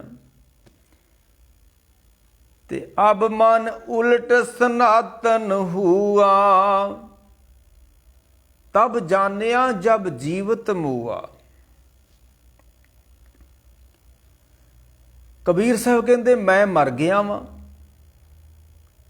ਅਥਵਾ ਮੇਰਾ ਮਨ ਮਰ ਗਿਆ ਵਾ। ਤੇ ਜਦੋਂ ਮੇਰਾ ਮਨ ਮਰ ਗਿਆ ਤੇ ਮੈਂ ਰੱਬ ਨੂੰ ਜਾਣ ਲਿਆ। ਅਬ ਮਨ ਉਲਟ, ਇੱਕ ਹੋਰ ਗੱਲ ਹੈ, ਜਦੋਂ ਮਨ ਸ਼ਾਂਤ ਹੋ ਜਾਂਦਾ, ਜਦੋਂ ਮਨ ਉਲਟ ਜਾਂਦਾ ਹੈ ਨਾ, ਇਹਦੀਆਂ ਸਾਰੀਆਂ ਗੱਲਾਂ ਹੀ ਉਲਟ ਜਾਂਦੀਆਂ ਨੇ। ਜਦੋਂ ਮਨ ਮਰ ਜਾਂਦਾ ਹੈ, ਮਨ ਉਲਟ ਜਾਂਦਾ ਹੈ, ਕਬੀਰ ਸਾਹਿਬ ਨੇ ਕਹਿੰਦਾ ਉਦੋਂ ਸਾਰੀ ਦੁਨੀਆ ਹੀ ਉਲਟ ਜਾਂਦੀ ਆ। ਜਿਹੜੇ ਇਹਦੇ ਵੈਰੀ ਸੀ ਸਾਰੇ ਮਿੱਤਰ ਹੋ ਜਾਂਦੇ ਨੇ। ਜਿਹੜੇ ਸਾਰੇ ਟੱਬਰ ਨੂੰ, ਸੰਸਾਰ ਨੂੰ, ਧੀਆਂ ਪੁੱਤਰਾਂ ਨੂੰ ਇਹ ਆਪਣਾ ਮੰਨ ਕੇ ਬੈਠਾ ਸੀ, ਸਾਰੇ ਬਗਾਨੇ ਹੋ ਜਾਂਦੇ ਨੇ। ਹੁਣ ਤਾਂ ਕਹਿੰਦੇ ਸਾਡੇ ਧੀਆਂ ਨੇ, ਪੁੱਤਰ ਨੇ, ਘਰ ਦੀ ਆ, ਇਸਤਰੀ ਆ, ਕਾਰੋਬਾਰ ਹੈ। ਤੇ ਜਿੱਦਣ ਮਨ ਮਰ ਜਾਂਦਾ ਇਹਦੇ ਨਾਲੋਂ ਨਾਤਾ ਟੁੱਟ ਜਾਂਦਾ ਹੈ, ਇਹ ਸਾਰੇ ਬਗਾਨੇ ਹੋ ਜਾਂਦੇ ਨੇ। ਤੇ ਜਿੱਦਣ ਮਨ ਮਰ ਜਾਂਦਾ ਨਾ ਤੇ ਸਾਰੇ ਆਪਣੇ ਹੋ ਜਾਂਦੇ ਨੇ। ਸਾਰਾ ਸੰਸਾਰ ਆਪਣਾ ਹੋ ਜਾਂਦਾ, ਪਰਿਵਾਰ ਨਹੀਂ ਆਪਣਾ ਹੁੰਦਾ, ਸਾਰਾ ਸੰਸਾਰ ਹੀ ਆਪਣਾ ਹੋ ਜਾਂਦਾ ਹੈ। ਇਹ ਸਾਰੀਆਂ ਉਲਟ ਗੱਲਾਂ ਹੋ ਜਾਂਦੀਆਂ ਨੇ। ਅਬ ਮਨ ਉਲਟ ਸਨਾਤਨ ਹੁਆ ਤਬ ਜਾਣਿਆ ਜਬ ਜੀਵਤ ਮੁਆ। ਬਾਬੇ ਫਰੀਦ ਨੇ ਵੀ ਕਿਹਾ ਨਾ ਕਿ ਬੰਦਿਆ ਤੂੰ ਰੱਬ ਨੂੰ ਮਿਲਣਾ ਚਾਹੁੰਦਾ ਹੈ ਨਾ, ਉਹਨਾਂ ਚਿਰ ਨਹੀਂ ਮਿਲਿਆ ਜਾਣਾ ਜਿੰਨਾ ਚਿਰ ਤੇਰੇ ਮਨ ਵਿੱਚ ਵਿਚਾਰ ਨੇ। ਜਿਹੜੇ ਸਾਡੇ ਮਨ ਦੇ ਵਿਚਾਰ ਨੇ ਨਾ, ਇਹ ਕੀ ਨੇ? ਇਹ ਸਾਡੇ ਤੇ ਪਰਮੇਸ਼ਰ ਦੇ ਵਿੱਚ ਦੀਵਾਰ ਵਾ। ਹਉ ਹਉ ਪੀਤ ਪਇਓ ਹੈ ਬੀਚੋ, ਸੁਨਤ ਦੇਸ ਨਿਕਟਾਇਓ, ਪਾ ਪੀਰੀ ਕੇ ਪਾਤ ਪਰਦੋ, ਬਿਨ ਪੇਖੇ ਦੂਰ ਆਇਓ। ਵਿਚਾਰ ਹੀ ਦੀਵਾਰ ਵਾ। ਜਿੱਦਣ ਸਾਡੇ ਮਨ ਨੇ ਕੋਈ ਵਿਚਾਰ ਨਾ ਦਿੱਤੀ, ਉਦਣ ਇਹ ਪਰਮੇਸ਼ਰ ਰੂਪ ਹੋ ਜਾਣਾ ਹੈ। ਤੇ ਫਰੀਦ ਸਾਹਿਬ ਕਹਿੰਦੇ ਜੇ ਤੂੰ ਮਿਲਣਾ ਚਾਹੁੰਦਾ ਹੈ ਨਾ ਤੇ ਅੱਜ ਹੀ ਮੈਂ ਤੈਨੂੰ ਮਿਲਾ ਸਕਦਾ ਹੈ। ਅੱਜ ਕਿੱਦਾਂ ਮਿਲਿਆ ਜਾ ਸਕਦਾ ਹੈ ਰੱਬ ਨੂੰ? ਉਹ ਕਹਿੰਦੇ ਨੇ ਆਜ ਮਲਾਵਾ ਸ਼ੇਖ ਫਰੀਦ ਟਾਂਕਮ। ਟਾਂਕਮ ਰੁਕਣਾ, ਟਾਂਕਮ ਕੂੰਜੜੀਆਂ। ਤੇਰੇ ਮਨ ਵਿੱਚੋਂ ਜਿਹੜੀਆਂ ਕੂੰਜਾਂ ਉੱਡ ਰਹੀਆਂ ਨਾ, ਫੁਰਨੇ ਉੱਡ ਰਹੇ ਨੇ, ਵਿਚਾਰ ਉੱਡ ਰਹੇ ਨੇ, ਇਹਨਾਂ ਨੂੰ ਰੋਕ, ਇਹਨਾਂ ਨੂੰ ਉੱਡਣਾ ਬੰਦ ਕਰ। ਇਹਨਾਂ ਦਾ ਇਹ ਤਾਂ ਉੱਡਦੇ ਹੀ ਜਾਂਦੇ ਨੇ, ਇਹ ਤਾਂ ਬੜੇ ਉੱਡਦੇ ਨੇ। ਤੇ ਜਿੱਦਣ ਮੈਂ ਕਹਿ ਰਿਹਾ ਸੀ ਵੀ ਜਿੱਦਣ ਹਵਾ ਨਿਕਲ ਜੇ ਨਾ ਸਰੀਰ ਵਿੱਚੋਂ, ਸਰੀਰ ਮੁਰਦਾ ਹੈ। ਤੇ ਜਿੱਦਣ ਮਨ ਵਿੱਚੋਂ ਵਿਚਾਰ ਮੁੱਕ ਜਾਣ, ਉਦਣ ਮਨ ਮੁਰਦਾ ਹੈ। ਤੇ ਜਿੱਦਣ ਮਨ ਮੁਰਦਾ ਹੋ ਜਾਂਦਾ ਹੈ, ਸ਼ਾਂਤ ਹੋ ਜਾਂਦਾ ਹੈ, ਉਦੋਂ ਫਿਰ ਇਹ ਕਥਾ ਕਹਾਣੀਆਂ ਤੋਂ, ਇਹਨਾਂ ਤੋਂ ਮੁਕਤ ਹੋ ਜਾਂਦਾ ਹੈ, ਆਪਣੇ ਆਪ ਵਿੱਚ ਟਿਕ ਜਾਂਦਾ। ਉਦਣ ਕੋਈ ਕਥਾ ਕਹਾਣੀਆਂ ਨਹੀਂ ਉਹ ਕਰਦਾ ਮੁੜ ਕੇ। ਮੈਂ ਅੱਗੇ ਵੀ ਕਹਿਣਾ ਹੁੰਦਾ, ਇਸ ਧਰਤੀ ਉੱਤੇ ਅਗਰ 100 ਬੰਦਾ ਪ੍ਰਮਾਤਮਾ ਤੱਕ ਪਹੁੰਚਿਆ ਹੈ, 100 ਬੰਦਾ ਕਹਿ ਰਿਹਾ ਹੈ ਪਹੁੰਚਣਾ ਮੁਸ਼ਕਿਲ ਹੈ। ਆਂਦੇ ਨਾ ਮੰਜ਼ਿਲ ਪੈ ਜਾਣਾ ਹੈ ਕਿਸ ਪੇ ਪੁੱਛੋ ਰਸਤਾ, ਜਿਸ ਨੂੰ ਤੇਰੀ ਖਬਰ ਉਹ ਬੇਖਬਰ ਮਿਲਾ। ਇਹ ਜਿਹੜੇ ਖਬਰਾਂ ਸੁਣਾਉਂਦੇ ਆ ਨਾ ਕਿ ਆਓ ਸਹਿਜ ਘਰ ਚੱਲੀਏ, ਨਿੱਜ ਘਰ ਚੱਲੀਏ, ਹਾਂਜੀ ਦਸਮ ਦੁਆਰ ਚੱਲੀਏ, ਆਪ ਨਹੀਂ ਗਏ। ਜੇ ਆਪ ਗਏ ਹੁੰਦੇ ਤਾਂ ਸ਼ਾਇਦ ਸਾਨੂੰ ਨਾ ਕਹਿੰਦੇ, ਕਿਉਂਕਿ ਜਾਣਾ ਬੜੀ ਮੁਸ਼ਕਲ ਵਾ। ਭਾਈ ਗੁਰਦਾਸ ਨੇ ਇੱਕ ਗੱਲ ਲਿਖੀ ਹੈ, ਉਹ ਕਹਿੰਦੇ ਨੇ ਗੈਰ ਮਹਿਲ ਜਾਣਾ ਮਨ ਮਾਰੀ। ਜਿੰਨਾ ਚਿਰ ਮਨ ਨਹੀਂ ਮਰਦਾ ਤੇ ਉਹਨਾਂ ਚਿਰ ਰੱਬ ਦੇ ਘਰ ਵਿੱਚ ਕਿਵੇਂ ਸਮਾਈ ਹੋਏਗੀ। ਲੋਕਾਂ ਨੂੰ ਕਹਿਣਾ ਤੇਰੇ ਗੁਣਾ ਤੋਂ ਅਤੀਤ ਹੋ ਜਾਓ, ਸੇਵਾ ਸਿੰਘ ਵਰਗਿਆਂ ਨੇ, ਤੇ ਆਪ ਬੁੱਢੇ ਵਾਰੇ ਤਾਂ ਘੋੜੇ ਕੁੱਤੇ ਇਕੱਠੇ ਕਰਨੇ ਤੇ ਲੋਕਾਂ ਨੂੰ ਕਹਿਣਾ ਤੇਰੇ ਗੁਣ ਤੋਂ ਅਤੀਤ ਹੋ ਜਾਓ। ਇਹ ਕਿੱਦਾਂ ਹੋਇਆ ਜਾ ਸਕਦਾ ਹੈ? ਨਹੀਂ ਨਹੀਂ ਨਹੀਂ। ਮੈਂ ਕਹਿ ਰਿਹਾ ਸੀ ਜਿੱਦਣ ਮਨ ਸ਼ਾਂਤ ਹੋ ਜਾਂਦਾ ਨਾ, ਤੇ ਗੁਰੂ ਅਰਜਨ ਦੇਵ ਜੀ ਕਹਿੰਦੇ ਨੇ ਕਹਿਣ ਕਹਾਵਣ ਇਹ ਕੀਰਤ ਕਰਲਾ, ਕਥਨ ਕਹਿਣ ਤੇ ਮੁਕਤਾ, ਗੁਰਮੁਖ ਕੋਈ ਵਿਰਲਾ। ਉਦੋਂ ਕਥਾ ਕਹਾਣੀਆਂ ਤੋਂ ਵੀ ਮੁਕਤ ਹੋ ਜਾਂਦਾ ਹੈ। ਕਥਾ ਕਹਾਣੀਆਂ ਸਾਡੇ ਦਿਮਾਗ ਵਿੱਚ ਵੜ ਗਈਆਂ, ਇਹ ਤਾਂ ਸਾਨੂੰ ਭਟਕਾਉਣਗੀਆਂ, ਇਹ ਤਾਂ ਸਾਨੂੰ ਕਦੇ ਵੀ ਸ਼ਾਂਤ ਨਹੀਂ ਹੋਣ ਦੇਣੀ। ਆਮ ਬੰਦਾ ਸ਼ਾਂਤ ਹੋ ਸਕਦਾ ਹੈ, ਗਿਆਨੀ ਕਦੀ ਸ਼ਾਂਤ ਨਹੀਂ ਹੋ ਸਕਦਾ। ਮੈਂ ਕਹਿ ਰਿਹਾ ਸੀ ਅਗਰ 100 ਬੰਦਾ ਪ੍ਰਮਾਤਮਾ ਤੱਕ ਪਹੁੰਚਿਆ ਹੈ, ਉਹਦੇ ਵਿੱਚੋਂ 98 ਮੁੜ ਕੇ ਨਹੀਂ ਬੋਲੇ, ਬੋਲਣ ਜੋਗੇ ਰਹੇ ਹੀ ਨਹੀਂ, ਅਵਸਥਾ ਅਬੋਲ ਹੋ ਗਈ। ਬੋਲ ਅਬੋਲ ਮੱਧ ਹੈ ਸੋਈ, ਜਸ ਤਸ ਉਹ ਲਖੇ ਨਾ ਕੋਈ। ਉਹਨਾਂ ਵਿੱਚੋਂ 98 ਨਹੀਂ ਬੋਲੇ, ਇਕਾਗਰ ਹੋ ਗਏ, ਚਿੱਤ ਹੋ ਉਹਨਾਂ ਦਾ ਰਿਹਾ ਹੀ ਨਹੀਂ ਬੋਲਣ ਦਾ। ਇੱਕ ਗੁਰੂ ਅਰਜਨ ਦੇਵ ਦੇ ਕੋਲ ਜਦੋਂ ਗੁਰੂ ਅਰਜਨ ਦੇਵ ਜੀ ਬਾਣੀ ਲਿਖਾ ਰਹੇ ਸੀ ਨਾ ਰਾਮਸਰ ਦੀ ਧਰਤੀ ਤੇ,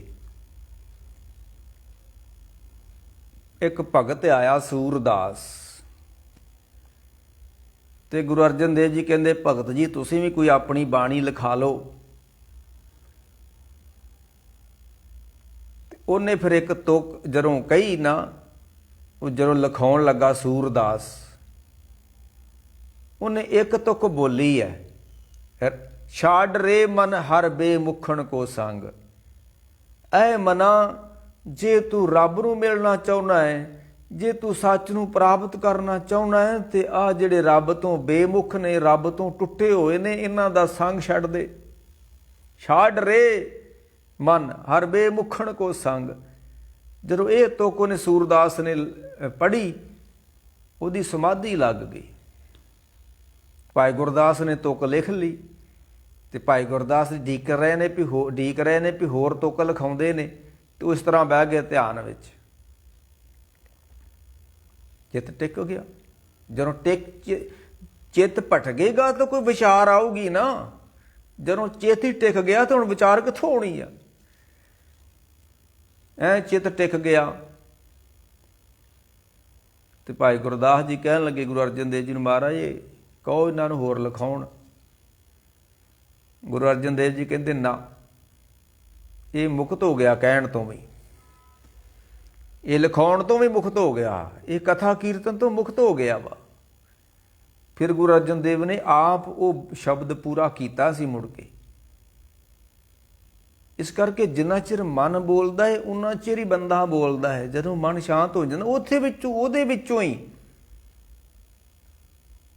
ਮੋਨ ਸ਼ਬਦ ਦਾ ਜਨਮ ਹੋਇਆ। ਜਿਹੜਾ ਮੋਨੀ ਹੋ ਗਿਆ, ਬੋਲਦਾ ਨਹੀਂ, ਉਹਨੂੰ ਮੋਨੀ ਕਿਹਾ ਜਾਂਦਾ ਸੀ। ਚੁੱਪੇ ਚੁੱਪ ਨਾ ਹੋਵਈ, ਜੇ ਲਾਏ ਰਹਾ ਲਿਵਤਾਰ। ਉੱਥੋਂ ਚੁੱਪ ਦਾ ਜਨਮ ਹੋਇਆ। ਤੇ ਮਹਾਰਾਜ ਸੱਚੇ ਪਾਤਸ਼ਾਹ ਕਹਿੰਦੇ ਨੇ ਵੀ ਸਰੀਰ ਤਾਂ ਕਾਇਮ ਰਹਿੰਦਾ ਵਾ ਜੇ ਇਹਨੂੰ ਭੋਜਨ ਮਿਲੇ। ਇਹਦਾ ਭੋਜਨ ਬੰਦ ਕਰ ਦਿਓ ਤੇ ਸਰੀਰ ਮਰ ਜਾਂਦਾ। ਜੇ ਇਹਨੂੰ ਭੋਜਨ ਵਧੀਆ ਦਿਓ ਤੇ ਸਰੀਰ ਤਕੜਾ ਹੋ ਜਾਂਦਾ ਹੈ। ਇਸੇ ਤਰ੍ਹਾਂ ਕਹਿੰਦੇ ਜਿਹੜਾ ਮਨ ਨੂੰ ਭੋਜਨ ਵਧੀਆ ਦਿੰਦਾ ਹੈ ਨਾ, ਹਰ ਨਾਮ ਹਮਾਰਾ ਭੋਜਨ 36 ਪ੍ਰਕਾਰ ਜਿਤ ਖਾਇਆ ਹਮਕੋ ਤ੍ਰਿਪਤ ਪਈ। ਮਨ ਕਾ ਤੋਸਾ ਹਰ ਨਾਮ ਹੈ।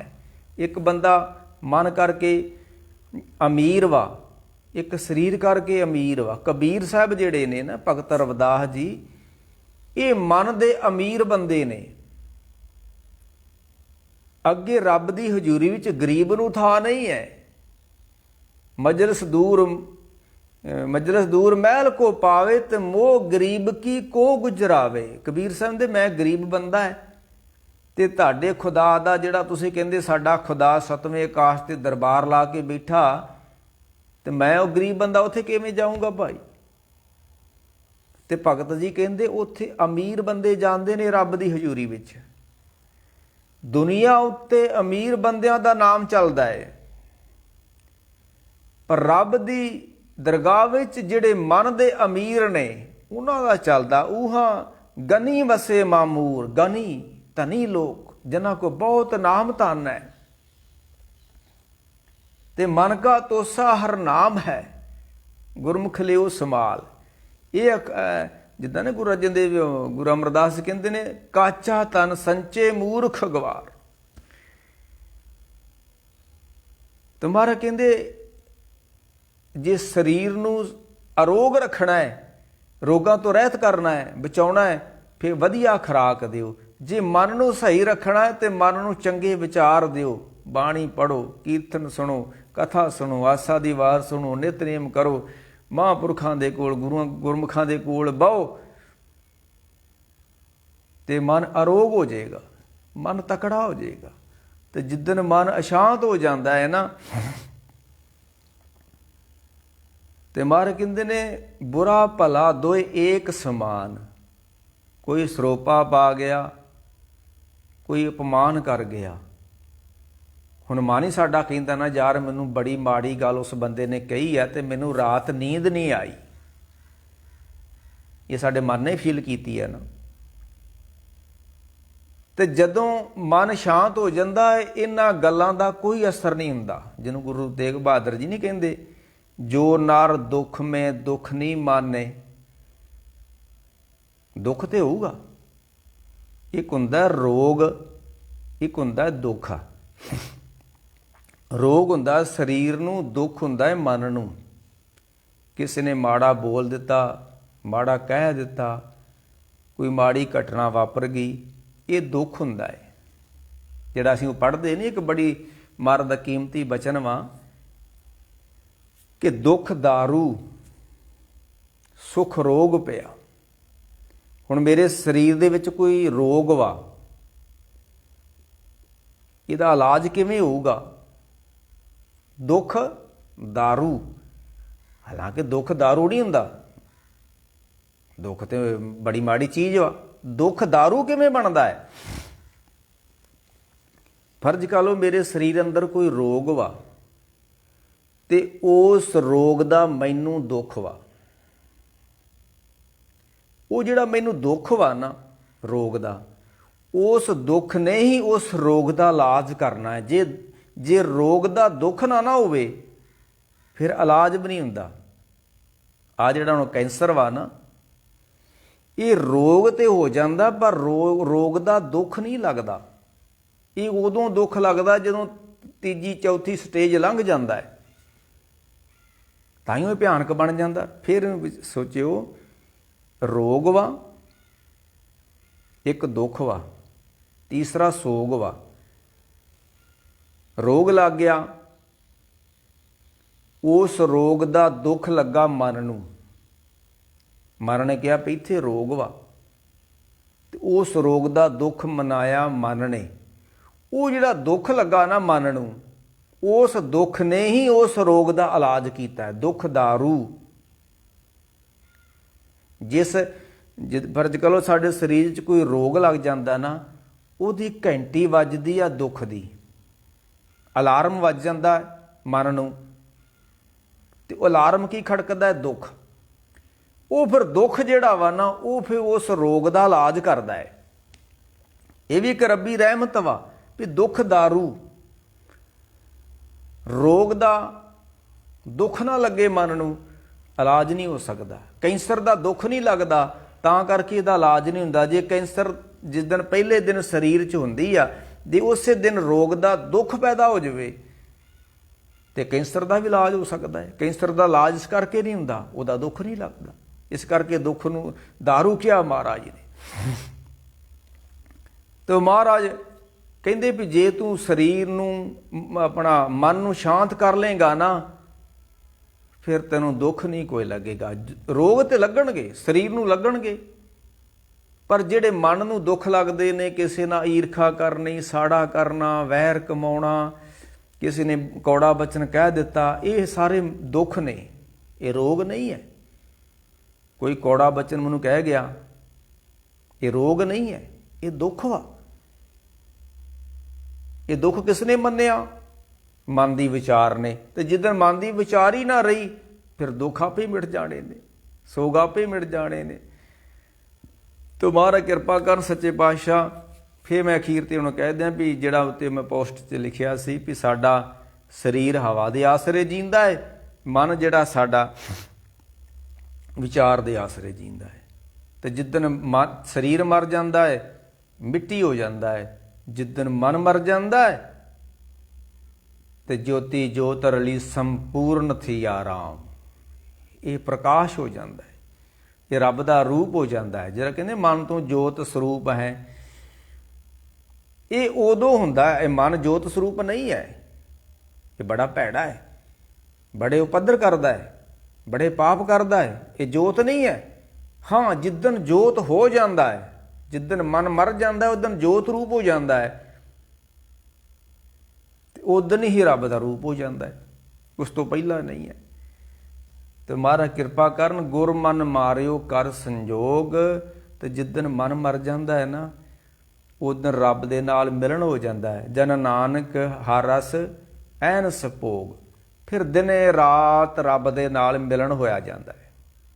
ਕਿਉਂਕਿ ਇਨ ਪੰਚਨ ਮੇਰੋ ਮਨ ਜੋ ਬਗਾਰਿਓ। ਕੌਣ ਤੋੜਦਾ ਹੈ ਰੱਬ ਨਾਲੋਂ? ਵਿਚਾਰ। ਸਾਡੇ ਤੇ ਪਰਮੇਸ਼ਰ ਵਿੱਚ ਕਿਹੜੀ ਦੀਵਾਰ ਹੈ? ਵਿਚਾਰ। ਜਿੱਦਣ ਵਿਚਾਰ ਨਾ ਰਹੀ ਮਨ ਵਿੱਚ, ਉਦਣ ਦੀਵਾਰ ਨਹੀਂ ਰਹਿਣੀ। ਜਿੱਦਣ ਦੀਵਾਰ ਨਾ ਰਹੀ, ਉਦਣ ਮਿਲਣ ਹੋ ਜਾਣਾ ਹੈ। ਤੇ ਮਹਾਰਾਜ ਕਿਰਪਾ ਕਰਨ ਸੱਚੇ ਪਾਤਸ਼ਾਹ, ਇਸ ਮਨ ਕੋ ਕੋਈ ਖੋਜੋ ਪਾਈ, ਮਨ ਖੋਜਤ ਨਾਮ ਨਉ ਨਿਧ ਪਾਈ। ਤੋ ਮਨ ਨੂੰ ਵਿਚਾਰਨ ਮਾਰਨ ਦਾ ਤਰੀਕਾ ਸੰਗਤ ਹੈ, ਬਾਣੀ ਹੈ। ਤੇ ਮਹਾਰਾਜ ਕਿਰਪਾ ਕਰਨ, ਸਾਨੂੰ ਵੀ ਆਪਣੇ ਚਰਨਾਂ ਨਾਲ ਲਾਉਣ ਸੱਚੇ ਪਾਤਸ਼ਾਹ। ਅੱਜ ਸਾਡੀ ਕੌਮ ਦੇ ਵਿੱਚ ਅਧਿਆਤਮਵਾਦ ਜਿਹੜਾ ਹੈ, ਆਤਮਾ ਦੀ ਖੋਜ ਬਹੁਤ ਘਟ ਗਈ ਹੈ। ਸਾਡੀ ਕੌਮ ਲੜਨ ਮਰਨ ਪਿੱਛੇ ਤੁਰ ਗਈ ਆ। ਤੇ ਜਿਨ੍ਹਾਂ ਨੂੰ ਕੋਈ ਮਾੜੀ ਮੋਟ ਆਤਮਾ ਦੀ ਨਾਮ ਦੀ ਭੁੱਖ ਸੀ, ਉਹ ਡੇਰਿਆਂ ਤੇ ਜਾ ਬੈਠੇ ਨੇ। ਤੇ ਮੈਂ ਤੇ ਅੱਗੇ ਕਹਿੰਦਾ ਹੁੰਦਾ ਵੀ ਗੁਰੂ ਨਾਨਕ ਸਾਹਿਬ ਤੋਂ ਵੱਡਾ ਅਧਿਆਤਮਕ ਬੰਦਾ ਕੌਣ ਧਰਤੀ ਤੇ ਹੋ ਸਕਦਾ ਹੈ? ਜੇ ਸਾਨੂੰ ਗੁਰੂ ਨਾਨਕ ਦੀ ਬਾਣੀ ਅਧਿਆਤਮਕ ਰਾਹ ਨਾ ਦੱਸ ਸਕੀ, ਤੇ ਇਸ ਦਾ ਮਤਲਬ ਹੋਰ ਸਾਨੂੰ ਕੋਈ ਨਹੀਂ ਦੱਸ ਸਕਦਾ। ਗੁਰੂ ਨਾਨਕ ਸਾਹਿਬ ਤੋਂ ਉੱਪਰ ਕੁਛ ਨਹੀਂ ਹੈ। ਤੇ ਉਹਨਾਂ ਦੀ ਵਿਚਾਰ ਨੂੰ ਅਸੀਂ ਲਈਏ, ਉਹਨਾਂ ਦੀ ਵਿਚਾਰ ਨੂੰ ਅਸੀਂ ਪੜ੍ਹੀਏ। ਤੇ ਗੁਰੂ ਨਾਨਕ ਦੇ ਉੱਪਰ ਤਾਂ ਸਾਨੂੰ ਕੋਈ ਨਹੀਂ ਸਮਝਾ ਸਕਦਾ। ਅੱਜ ਦਾ ਜਿਹੜਾ ਸ਼ਬਦ ਹੁਕਮਨਾਮਾ ਆਇਆ ਸੀ ਨਾ ਦਰਬਾਰ ਸਾਹਿਬ ਤੋਂ, ਨਾ ਸਤ ਦੁਖੀਆ ਨਾ ਸਤ ਸੁਖੀਆ, ਨਾ ਸਤ ਪਾਣੀ ਜੰਤ ਫਿਰੇ, ਨਾ ਸਤ ਕੇਸੀ ਮੂੰਡ ਮਡਾਈ, ਨਾ ਸਤ ਪੜਿਆਂ ਦੇਸ਼ ਫਿਰੇ, ਨਾ ਸਤ ਹਸਤੀ ਬੱਧੇ ਸੰਗਲ, ਨਾ ਸਤ ਗਾਈ ਘਾਉ ਚਰੇ। ਜਿਸ ਹੱਥ ਸਿੱਧ ਦੇਵੇ ਸੋ ਜੋ ਜੇ ਕੋਈ, ਜਿਸ ਨੂੰ ਦੇਵੇ ਤੇ ਸਿਆਏ ਮਿਲੇ। ਮਹਾਰਾਜ ਕਹਿੰਦੇ ਆਪਣੇ ਆਪ ਸਿੱਧੀਆਂ ਪ੍ਰਾਪਤ ਨਹੀਂ ਹੁੰਦੀਆਂ। ਨਾ ਸਤ ਦੁਖੀਆ ਨਾ ਸਤ ਸੁਖੀਆ। ਤੂੰ ਆਪਣੇ ਆਪ ਨੂੰ ਬਹੁਤ ਦੁਖੀਆ ਕਰ ਲਵੇਂ, ਧੂਣੇ ਧਾਈ ਜਾਵੇਂ, ਪੁੱਠਾ ਲਟਕ ਕੇ ਤਪ ਕਰੇ, ਪਾਣੀ 'ਚ ਬੈਠਾ ਰਵੇਂ, ਆਪਣੇ ਆਪ ਨੂੰ ਸੰਗਲਾਣਾ ਬੰਨ੍ਹ ਲਵੇਂ। ਮਹਾਰਾਜ ਕਹਿੰਦੇ ਇੱਦਾਂ ਗੱਲ ਨਹੀਂ ਇਹ ਬਣਨੀ। ਨਾ ਸਤ ਸੁਖੀਆ ਨਾ ਸਤ ਦੁਖੀਆ, ਨਾ ਸਤ ਸੁਖੀਆ, ਨਾ ਸਤ ਪਾਣੀ ਜੰਤ ਫਿਰੇ, ਨਾ ਸਤ ਕੇਸੀ ਮੂੰਡ ਮਡਾਈ। ਇਹ ਅੱਜ ਦਰਬਾਰ ਸਾਹਿਬ ਦਾ ਹੁਕਮਨਾਮਾ ਹੈ, ਅੱਜ ਬੁੱਧਵਾਰ ਦਾ। ਮਹਾਰਾਜ ਕਹਿੰਦੇ ਤੂੰ ਜੋ ਮਰਜ਼ੀ ਕਰ ਲਾ, ਪੁੱਠਾ ਲਟਕ ਲਾ, ਆਪਣੇ ਆਪ ਨੂੰ ਸੰਗਲਾਣਾ ਬੰਨ੍ਹ ਲਾ, ਪੌਣਹਾਰੀ ਹੋ ਜਾ, ਸਾਕਾਹਾਰੀ ਹੋ ਜਾ, ਜੋ ਮਰਜ਼ੀ ਹੋ ਜਾ, ਪਰ ਇਹ ਰਿੱਧੀਆਂ ਸਿੱਧੀਆਂ ਪਰਮੇਸ਼ਰ ਦੇ ਹੱਥ ਵਿੱਚ ਨੇ। ਇਹ ਉਹਨੂੰ ਮਿਲਦੀਆਂ ਨੇ। ਨਾਨਕ ਤਾਂ ਕੋ ਮਿਲੇ ਵਡਾਈ, ਜਾਂ ਘਟ ਪੀਤਰ ਸ਼ਬਦ ਰਹੇ। ਜਿਨ੍ਹਾਂ ਦੇ ਅੰਦਰ ਗੁਰੂ ਦੇ ਸ਼ਬਦ ਦਾ ਵਾਸਾ ਹੋ ਜਾਂਦਾ ਹੈ ਨਾ, ਉਹਨਾਂ ਨੂੰ ਇਹ ਰਿੱਧੀਆਂ ਸਿੱਧੀਆਂ ਕਰਾਮਾਤਾਂ ਸਹਿਜੇ ਮਿਲ ਜਾਂਦੀਆਂ ਨੇ। ਮੇਰੇ ਮਾਧੋ ਜੀ, ਸਤ ਸੰਗਤ ਮਿਲੇ। ਜਿਨ੍ਹਾਂ ਨੂੰ ਸੰਗਤ ਮਿਲ ਜਾਂਦੀ, ਗੁਰੂ ਮਿਲ ਜਾਂਦਾ ਹੈ, ਉਹ ਰਿੱਧੀਆਂ ਸਿੱਧੀਆਂ ਗੁਰੂ ਆਪੇ ਬਖਸ਼ਿਸ਼ ਕਰ ਦਿੰਦਾ ਹੈ। ਸਤਿਗੁਰੂ ਜੀ ਰਹਿਮਤ ਕਰਨ, ਸਾਡਾ ਵੀ ਮਨ ਮਰ ਜਵੇ। ਤੇ ਮੰਮਾ ਮਨ ਸੋ ਕਾਜ ਹੈ, ਮਨ ਸਾਧੇ ਸਿੱਧ ਹੋਏ। ਮਨ ਹੀ ਮਨ ਸੋ ਕਹਿ ਕਬੀਰਾ, ਮਨਸਾ ਮਿਲਿਆ ਨਾ ਕੋਏ। ਜਿੱਡਾ ਮਨ ਮਿਲਾਪੀ ਆ ਨਾ, ਜਿੱਡਾ ਮਨ ਮਿੱਤਰ ਆ, ਇਹਦੇ ਨਾਲ ਦਾ ਮਿੱਤਰ ਧਰਤੀ ਤੇ ਕੋਈ ਨਹੀਂ ਜੇ। ਤੇ ਜਿੱਡਾ ਵੱਡਾ ਮਨ ਵੈਰੀ ਆ ਨਾ ਸਾਡਾ, ਇਹਦੋਂ ਵੱਡਾ ਕੋਈ ਵੈਰੀ ਵੀ ਨਹੀਂ ਹੈ। ਜਿੱਡਾ ਮਨ ਕਾਲਾ, ਇੰਨੀ ਚੀਜ਼ ਦੁਨੀਆ ਤੇ ਕਾਲੀ ਨਹੀਂ ਹੈ। ਪਰ ਅਬ ਮਨ ਉਲਟ ਸਨਾਤਨ ਹੁਆ। ਜਦੋਂ ਉਲਟ ਗਿਆ, ਇਹ ਸਭ ਤੋਂ ਕਾਲਾ ਹੈ ਤੇ ਸਭ ਤੋਂ ਚਿੱਟਾ ਹੋ ਜਾਣਾ ਹੈ। ਇਹ ਸਭ ਤੋਂ ਵੱਡਾ ਵੈਰੀ ਹੈ ਸਾਡਾ, ਇਹ ਸਭ ਤੋਂ ਵੱਡਾ ਮਿੱਤਰ ਬਣ ਜਾਣਾ ਇਸ ਨੇ। ਇਹ ਸਭ ਤੋਂ ਭੈੜਾ ਹੈ ਤੇ ਇਹੀ ਸਭ ਤੋਂ ਵੱਡਾ ਨੂਰ ਬਣ ਕੇ ਚਮਕਣਾ ਇਸ ਨੇ। ਕਿਸ ਦਿਨ? ਮੁਰਦਾ ਹੋਏ ਮਰੀਦਾ ਨਾ ਗੱਲੀ ਹੋਵਣਾ। ਜਿੱਦਣ ਲਹਿਣੇ ਵਾਂਗੂ ਮੁਰਦਾ ਹੋ ਗਿਆ ਕਰਤਾਰਪੁਰ ਸਾਹਿਬ ਜਾ ਕੇ। ਲੈਣਿਆਂ ਬਹਿ ਜਾ, ਲੈਣਾ ਬਹਿ ਗਿਆ। ਲੈਣਿਆਂ ਚਾਦਰ ਧੋ ਲਿਆ, ਰਾਤ ਨੂੰ ਕਹਿ ਤਾ ਬਾਬਾ ਜੀ ਨੇ, ਧੋ ਲਿਆਂਦੀ। ਲੈਣਿਆਂ ਮੀਂਹ ਪੈ ਰਿਹਾ ਸੌਣ ਭਾਦੋਂ ਚ, ਲੈਣਿਆਂ ਕੰਧ ਕਰੋ, ਗਾਰੇ ਦੇ ਨਾਲ ਕੰਧ ਕਰਨ ਲੱਗ ਪਏ। ਇਹਨੂੰ ਕਹਿੰਦੇ ਨੇ ਮਨ ਮਾਰਿਆ, ਗੁਰ ਮਨ ਮਾਰਿਆ ਕਰ ਸੰਜੋਗ। ਅਖੀਰ ਤੇ ਮੈਂ ਇੱਕ ਗੱਲ ਕਹਿ ਕੇ ਸਮਾਪਤੀ ਕਰਾਂ। ਪੰਜਾਂ ਪਿਆਰਿਆਂ ਦਾ ਮਨ ਮਰ ਗਿਆ ਸੀ। ਜਿਹੜੇ ਪੰਜ ਚੁਣੇ ਸੀ ਨਾ ਗੁਰੂ ਗੋਬਿੰਦ ਸਿੰਘ ਸੱਚੇ ਪਾਤਸ਼ਾਹ ਨੇ, ਉਹ ਮੁਰਦਿਆਂ 'ਚੋਂ ਚੁਣੇ ਸਨ, ਮਰੀਦਾਂ 'ਚੋਂ ਚੁਣੇ ਸਨ। ਮੁਰਦਾ ਹੋਏ ਮਰੀਦ। ਅੰਮ੍ਰਿਤ ਛਕਣ ਤੋਂ ਬਾਅਦਾਂ ਉਹਨਾਂ ਨੇ ਕੋਈ ਸਵਾਲ ਨਹੀਂ ਗੁਰੂ ਗੋਬਿੰਦ ਸਿੰਘ ਜੀ ਨੂੰ ਕੀਤਾ। ਅਸੀਂ ਤੇ ਅੰਮ੍ਰਿਤ ਛਕ ਕੇ ਘਰਾਂ ਨੂੰ ਭੱਜ ਆਉਂਦੇ ਆ ਨਾ, ਉਹ ਆਨੰਦਪੁਰੋਂ ਮੁੜ ਕੇ ਘਰਾਂ ਨੂੰ ਨਹੀਂ ਗਏ ਆਪਣਿਆਂ ਨੂੰ। ਮਨ ਮਰ ਗਿਆ, ਆਪਣਾ ਰਿਹਾ ਹੀ ਕੋਈ ਨਹੀਂ, ਕਿੱਥੇ ਜਾਣਾ ਹੁਣ। ਗੁਰੂ ਇੱਕ ਬਾਣੀ ਦੀ ਤੁਕ ਆਉਂਦੀ ਆ, ਲੰਮੀ ਨਾ ਗੱਲ ਹੋਏ। ਮਿਲੇ ਦੀ ਨਿਸ਼ਾਨੀ, ਮਰੇ ਦੀ ਨਿਸ਼ਾਨੀ, ਮੁਰਦੇ ਦੀ ਨਿਸ਼ਾਨੀ, ਮਰੀਦ ਦੀ ਨਿਸ਼ਾਨੀ। ਸਰੀਰ ਮਰੇ ਦੀ ਨਿਸ਼ਾਨੀ ਤੇ ਡਾਕਟਰ ਦੱਸ ਦਿੰਦੇ ਵੀ ਸਾਹ ਨਹੀਂ ਹੈ, ਤੇ ਮਰੇ ਦੀ ਨਿਸ਼ਾਨੀ ਜਿਹੜਾ ਮਨ ਮਰ ਜਾਂਦਾ ਉਹਦੀ ਕੀ ਨਿਸ਼ਾਨੀ ਹੁੰਦੀ ਹੈ। ਬਾਣੀ ਦਾ ਇੱਕ ਵਾਕ ਆਉਂਦਾ ਹੈ ਮਹਾਰਾਜ ਦਾ, ਨਾਨਕ ਮਿਲਿਆ ਸੋ ਜਾਣੀਏ। ਉਹਨੂੰ ਜਾਣਿਓ ਵੀ ਮਿਲਿਆ ਹੋਇਆ ਵਾ। ਮਹਾਰਾਜ ਕੀ ਨਿਸ਼ਾਨੀ ਉਹਦੀ? ਕੋਈ ਨਿਸ਼ਾਨੀ ਤਾਂ ਹੋਊਗੀ ਨਾ। ਮਹਾਰਾਜ ਨਾਨਕ ਮਿਲਿਆ ਸੋ ਜਾਣੀਏ। ਕੌਣ? ਗੁਰੂ ਨਾ ਛੋਡੇ ਆਪਣਾ। ਪੰਜਾਂ ਪਿਆਰੇ ਨਹੀਂ ਛੱਡਿਆ ਗੁਰੂ ਗੋਬਿੰਦ ਸਿੰਘ ਨੂੰ। ਤਿੰਨ ਚਮਕੌਰ ਸ਼ਹੀਦ ਹੋ ਗਏ, 2 ਹਜੂਰ ਸਾਹਿਬ ਜਾ ਕੇ ਸਰੀਰ ਛੱਡਿਆ। ਲੈਣੇ ਨੇ ਨਹੀਂ ਛੱਡਿਆ ਗੁਰੂ ਨਾਨਕ ਸਾਹਿਬ ਨੂੰ, ਕਰਤਾਰਪੁਰ ਨਹੀਂ ਛੱਡਿਆ, ਤੇ ਫਿਰ ਲੈਣਾ ਨਾਨਕ ਹੋ ਨਿਬੜਿਆ। ਲੈਣਾ ਨਾਨਕ ਹੋ ਨਿਬੜਿਆ। ਨਾਨਕ ਮਿਲਿਆ ਸੋ ਜਾਣੀਏ, ਗੁਰੂ ਨਾ ਛੋਡੇ ਆਪਣਾ, ਦੂਜੇ ਨਾ ਧਰੇ ਪਿਆਰ। ਉਹਦਾ ਦੂਜੇ ਨਾਲ ਕਿਸੇ ਨਾਲ ਪਿਆਰ ਨਹੀਂ ਹੋਊਗਾ, ਕਿਸੇ ਨਾਲ ਮੋਹ ਨਹੀਂ ਹੋਊਗਾ। ਜਿਹੜਾ ਗੁਰੂ ਨੂੰ ਮਿਲ ਗਿਆ, ਤੇ ਜਿਹੜਾ ਗੁਰੂ ਨੂੰ ਮਿਲ ਗਿਆ ਉਹਦਾ ਮਨ ਮਰ ਗਿਆ। ਤੇ ਮਨ ਮਰੇ ਧਾਤ ਮਰ ਜਾਏ, ਮਾਇਆ ਮਰ ਗਈ। ਮਾਇਆ ਕਿਸ ਨੂੰ ਕਹਿੰਦੇ ਆ? ਮਨ ਦੇ ਵਿਚਾਰ ਹੀ ਤਾਂ ਮਾਇਆ ਹੈ। ਮਨ ਦੇ ਵਿਚਾਰ ਹੀ ਤਾਂ ਰੁਕਾਵਟ ਨੇ। ਹੈ ਕੋਈ ਸਾਜਨ ਪਰਦਾ ਤੋਰਾ? ਹੈ ਕੋਈ ਧਰਤੀ ਉੱਤੇ ਬੰਦਾ ਜਿਹੜਾ ਮੇਰੇ ਤੇ ਮੇਰੇ ਰੱਬ ਵਿੱਚੋਂ ਪਰਦਾ ਪਰਾਂ ਹਟਾ ਦੇਵੇ? ਹੈ ਕੋਈ ਸਾਜਨ ਪਰਦਾ ਤੋਰਾ? ਪਰ ਜੋ ਮਿਲਿਆ ਸੋ ਦਿਲ ਦਾ ਮਹਿਰਮ ਮਿਲਦਾ ਨਹੀਂ। ਕਿਸੇ ਨੇ ਲਿਖਿਆ ਉਹ ਰੱਬ ਸਾਡੇ ਦਿਲ ਦਾ ਮਹਿਰਮ ਹੈ, ਦਿਲ ਦੀਆਂ ਜਾਣਨਹਾਰ ਹੈ, ਅੰਤਰਜਾਮੀ ਹੈ, ਘਟ ਘਟ ਕਾ ਸੁਆਮੀ ਹੈ। ਉਹ ਮਿਲਦਾ ਨਹੀਂ ਹੈ। ਦਿਲ ਦਾ ਮਹਿਰਮ ਮਿਲਦਾ ਨਹੀਂ, ਜੋ ਮਿਲਦਾ ਸੋ ਗਰਜੀ। ਜਿਹੜੇ ਬੰਦੇ ਨੂੰ ਮਿਲੋ ਗਰਜੀ ਹੈ। ਕਿਸ ਨੂੰ ਦਿਲ ਦਾ ਹਾਲ ਸੁਣਾਵਾਂ, ਜੋ ਉਸ ਨੂੰ ਦੇਵੇ ਅਰਜੀ। ਜਿਹੜੀ ਕਿਹਨੂੰ ਮੈਂ ਆਪਣੇ ਦੁੱਖ ਦੀ ਗੱਲ ਦੱਸਾਂ, ਉਹ ਮੇਰੇ ਦੁੱਖ ਦੀ ਗੱਲ ਸੁਣ ਕੇ ਰੱਬ ਤੱਕ ਪਹੁੰਚਾ ਦਿਓ। ਕੋਈ ਹੈ ਧਰਤੀ ਉੱਤੇ ਬੰਦਾ? ਦਿਲ ਦਾ ਮਹਿਰਮ ਮਿਲਦਾ ਨਹੀਂ, ਜੋ ਮਿਲਦਾ ਸੋ ਗਰਜੀ। ਕਿਸ ਨੂੰ ਦਿਲ ਦਾ ਹਾਲ ਸੁਣਾਵਾਂ, ਜੋ ਉਸ ਨੂੰ ਪਹੁੰਚਾਵੇ ਮੇਰੀ ਅਰਜੀ। ਰੱਬ ਤਾਂ ਕੋਈ ਗੱਲ ਕਰਾਵੇ। ਤੇ ਗੁਰੂ ਕੀ ਬਾਣੀ ਕਹਿੰਦੀ ਹੈ, ਇਹ ਜਿਹੜਾ ਗੁਰੂ ਅੰਗਦ ਸਾਹਿਬ ਦੀ ਵਡਿਆਈ 'ਚ ਉਹਨਾਂ ਨੇ ਕਿਹਾ ਕਿ ਉਹ ਜਿਹੜਾ ਮੈਂ ਤੁਕ ਭੁੱਲ ਗਿਆ ਕਿ ਸਤਿਗੁਰ ਆਖੇ ਸੱਚਾ ਕਰੇ। ਗੁਰੂ ਅੰਗਦ ਸਾਹਿਬ ਖਡੂਰ ਸਾਹਿਬ ਬੈਠੇ ਨੇ, ਤੇ ਜਿਹੜੇ ਆਣ ਕੇ ਗੱਲਾਂ ਗੁਰੂ ਅੰਗਦ ਸਾਹਿਬ ਨੂੰ ਕਰਦੇ ਨੇ ਨਾ, ਉਹ ਗੱਲਾਂ ਰੱਬ ਤੱਕ ਪਹੁੰਚਾਉਂਦੇ ਨੇ ਗੁਰੂ ਅੰਗਦ ਸਾਹਿਬ। ਇਹ ਗੁਰੂ ਵਿਚੋਲਾ ਹੈ। ਕੁੜੀ ਘਰੋਂ ਸਮਾਨ ਲੈਣਾ, ਮੁੰਡੇ ਘਰ ਖੜਨਾ, ਮੁੰਡੇ ਘਰੋਂ ਸਮਾਨ ਲੈ ਕੇ ਕੁੜੀ ਘਰ ਆਉਣਾ। ਕੁੜੀ ਲੜਕੀ ਵਾਲੇ ਦੀਆਂ ਗੱਲਾਂ ਕੁੜੀ ਵਾਲਿਆਂ ਨੂੰ ਜਾ ਕੇ ਦੱਸਣੀਆਂ। ਵਿਚੋਲਾ ਕੰਮ ਕਰਦਾ ਹੈ। ਤੇ ਖਡੂਰ ਸਾਹਿਬ ਦੀ ਧਰਤੀ ਤੇ ਵਿਚੋਲਾ ਬੈਠੇ ਨੇ ਗੁਰੂ ਅੰਗਦ ਸਾਹਿਬ। ਸਤਿਗੁਰ ਆਖੇ ਸੱਚਾ ਕਰੇ। ਜਿਹੜੀ ਗੱਲ ਸੰਗਤਾਂ ਕਹਿੰਦੀਆਂ ਸਾਨੂੰ ਆਹ ਚਾਹੀਦਾ, ਤੇ ਗੁਰੂ ਅੰਗਦ ਸਾਹਿਬ ਪਰਮੇਸ਼ਰ ਨੂੰ ਕਹਿੰਦੇ ਸੀ ਇਹਨਾਂ ਨੂੰ ਆਹ ਦਿਓ। ਸਤਿਗੁਰ ਆਖੇ ਸੱਚਾ ਕਰੇ, ਸਾਬਾਤ ਹੋਏ ਦਰਹਾਲੀ। ਉਹਦੇ ਵਿੱਚ ਕੋਈ ਰੋਕ ਟੋਕ ਨਹੀਂ, ਸਮਾਂ ਨਹੀਂ ਲੱਗਦਾ, ਉਸੇ ਵੇਲੇ ਗੱਲ ਕਰ ਹੋ ਜਾਂਦੀ ਜੋ ਗੁਰੂ ਆਖ ਦਿੰਦਾ ਰੱਬ ਨੂੰ। ਇੱਦਾਂ ਦਾ ਵਿਚੋਲਾ ਲੱਭਣਾ ਬਹੁਤ ਮੁਸ਼ਕਿਲ ਹੈ। ਤੇ ਹੁਣ ਤੇ ਬਸ ਆਪਾਂ ਗੁਰੂ ਗ੍ਰੰਥ ਸਾਹਿਬ ਨਾਲ ਜੁੜੀਏ, ਇਹੋ ਹੀ ਵੱਡੇ ਸਾਡੇ ਵਿਚੋਲੇ ਨੇ।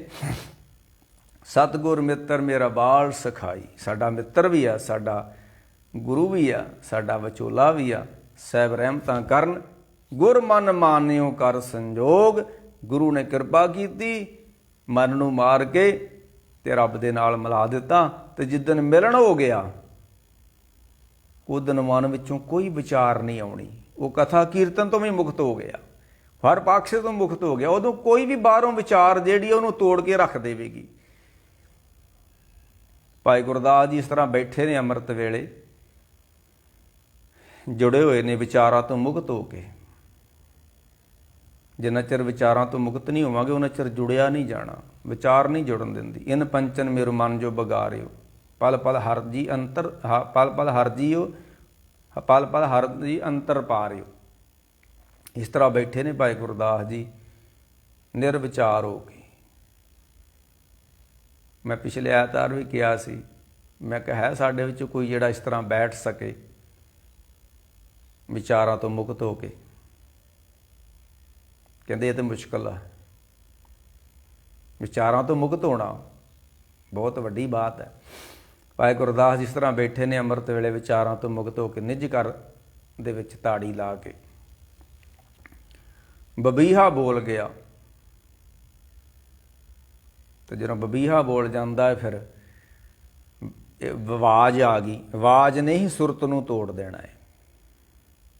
ਪੁਰਾਣੇ ਸਮੇਂ ਜਿਹੜੇ ਮਹਾਂਪੁਰਖ ਬੰਦਗੀਆਂ ਕਰਦੇ ਸੀ ਉਹ ਦੂਰ ਚਲੇ ਜਾਂਦੇ ਸੀ ਦੁਨੀਆ ਤੋਂ, ਲੋਕਾਂ ਕੋਲੋਂ, ਤਾਂ ਕਿ ਕੋਈ ਵਿਚਾਰ ਸਾਡੇ ਮਨ ਵਿੱਚ ਨਾ ਵੜ ਜਾਵੇ, ਕਿਉਂਕਿ ਵਿਚਾਰ ਨੇ ਹੀ ਮਨ ਨੂੰ ਤੋੜਨਾ ਹੈ। ਤੇ ਜਦੋਂ ਵਿਚਾਰ ਨਾ ਕੋਈ ਮਨ ਵਿੱਚ ਆਵੇ, ਸਮਝ ਲਓ ਮਨ ਮਿਲਿਆ। ਨਾਨਕ ਮਿਲਿਆ ਸੋ ਜਾਣੀਏ, ਗੁਰੂ ਨਾ ਛੋਡੇ ਆਪਣਾ। ਮੁੜ ਕੇ ਆਖੂਗਾ ਕਿ ਮੇਰੇ ਸਤਿਗੁਰ ਜਿਹੜਾ ਨਾ, ਗੁਰ ਕਾ ਦਰਸ਼ਨ ਦੇਖ ਦੇਖ ਜੀਵਾਂ, ਗੁਰ ਕੇ ਚਰਨ ਤੋਏ ਤੋਏ ਪੀਵਾਂ। ਗੁਰ ਮੇਰੇ ਪ੍ਰਾਣ ਸਤਿਗੁਰ ਮੇਰੀ ਰਾਸ, ਪ੍ਰੀਤ ਲਾਈ ਘਰ ਨਿਦੇ ਨਿਹਾਲ। ਗੁਰੂ ਤੋਂ ਬਿਨਾਂ ਉਹਦਾ ਕੋਈ ਨਹੀਂ ਹੋਏਗਾ ਜਿਹਦੇ ਮਨ ਵਿੱਚੋਂ ਵਿਚਾਰ ਮੁੱਕ ਗਈ। ਸੰਸਾਰ ਆਪਣਾ ਨਹੀਂ ਹੈ, ਧੀਆਂ ਪੁੱਤ ਆਪਰੇ ਨਹੀਂ ਨੇ, ਇਹ ਮਿਲੇ ਹੋਏ ਨੇ ਸੰਜੋਗ ਕਰਕੇ, ਵਿਛੜ ਜਾਣੇ ਨੇ। ਗੁਰੂ ਆਪਣਾ ਹੈ, ਰੱਬ ਆਪਣਾ ਹੈ। ਸੁਤ ਕੰਚਨ ਸੋ ਹੇਤ ਵਧਾਇਆ, ਸਭ ਕਿਛ ਆਪਣਾ, ਇੱਕ ਰਾਮ ਪਰਾਇਆ। ਜਿੰਨਾ ਚਿਰ ਵਿਚਾਰ ਰਹਿਣਗੇ ਮਨ ਵਿੱਚ, ਸਾਰੇ ਪਰਾਏ ਬਣੇ ਰਹਿਣਗੇ। ਗੁਰੂ ਪਰਾਇਆ ਰਹੂਗਾ, ਪਰਮਾਤਮਾ ਪਰਾਇਆ ਬਣਿਆ ਰਹੂਗਾ। ਜਿੱਦਣ ਵਿਚਾਰ ਮੁੱਕ ਗਏ, ਵਿਚਾਰ ਰੁਕ ਗਏ, ਉਦਣ ਸਾਰਾ ਸੰਸਾਰ ਹੀ ਪਰਾਇਆ ਤੇ ਸਿਰਫ ਗੁਰੂ ਹੀ ਆਪਣਾ ਹੈ। ਸੁਤ ਕੰਚਨ ਸੋ ਹੇਤ ਵਧਾਇਆ, ਸਭ ਕਿਛ ਆਪਣਾ, ਇੱਕ ਰਾਮ ਪਰਾਇਆ। ਤੇ ਜਿੱਦਣ ਵਿਚਾਰ ਮੁੱਕ ਗਏ, ਵਿਚਾਰ ਰੁਕ ਗਏ, ਫਿਰ ਗੁਰੂ ਆਪਣਾ ਹੈ, ਪਰਮਾਤਮਾ ਆਪਣਾ ਹੈ। ਕੋਈ ਮਾਂ ਨਹੀਂ, ਕੋਈ ਭੈਣ ਨਹੀਂ, ਕੋਈ ਧੀ ਨਹੀਂ। ਨਾਮ ਤਰੀਕ ਝੂਠੇ ਸਭ ਸਾਖ, ਸਭ ਝੂਠੇ ਨੇ। ਇਹ ਕਦੀ ਨਹੀਂ ਸਾਡੇ ਕੋਲ ਹੁੰਦੇ। ਭਰਾ ਭੈਣਾਂ ਆ ਗਏ, ਕੋਈ ਸਮਾਉਣਾ ਇਹਨਾਂ 'ਚੋਂ, ਫਿਰ ਸਾਡੇ ਕੋਲ ਕੋਈ ਨਹੀਂ ਰਹਿਣਾ। ਨਾਂਗੇ ਆਵਣ ਨਾਂਗੇ ਜਾਣਾ, ਕੋਈ ਨ ਰਹਿ ਰਾਜਾ ਰਾਣਾ। ਰਾਮ ਰਾਜਾ ਨੌ ਨਿਧ ਮੇਰੇ, ਸੰਪੇ ਹੇਤ ਕਲਤ ਧਨ ਤੇਰੇ। ਆਵਤ ਸੰਗ ਨਾ ਜਾਤ ਸੰਗਾਤੀ, ਕਹਾਂ ਪਿਓ ਦਰ ਬਾਂਧੇ ਹਾਥੀ। ਲੰਕਾ ਗੜ ਸੋਨੇ ਕਾ ਪਿਆ, ਬੂਰਖ ਰਾਵਣ ਕਿਆ ਲੈ ਗਿਆ। ਗੁਰੂ ਕਿਰਪਾ ਕਰ, ਰਹਿਮਤਾਂ ਕਰਨ ਸੱਚੇ ਪਾਤਸ਼ਾਹ, ਸਾਡੇ ਮਨ ਨੂੰ ਆਪਣੇ ਚਰਨਾਂ ਜੋੜਨ ਜੀ। ਵਾਹਿਗੁਰੂ ਜੀ ਕਾ ਖਾਲਸਾ, ਵਾਹਿਗੁਰੂ ਜੀ ਕੀ ਫਤਿਹ।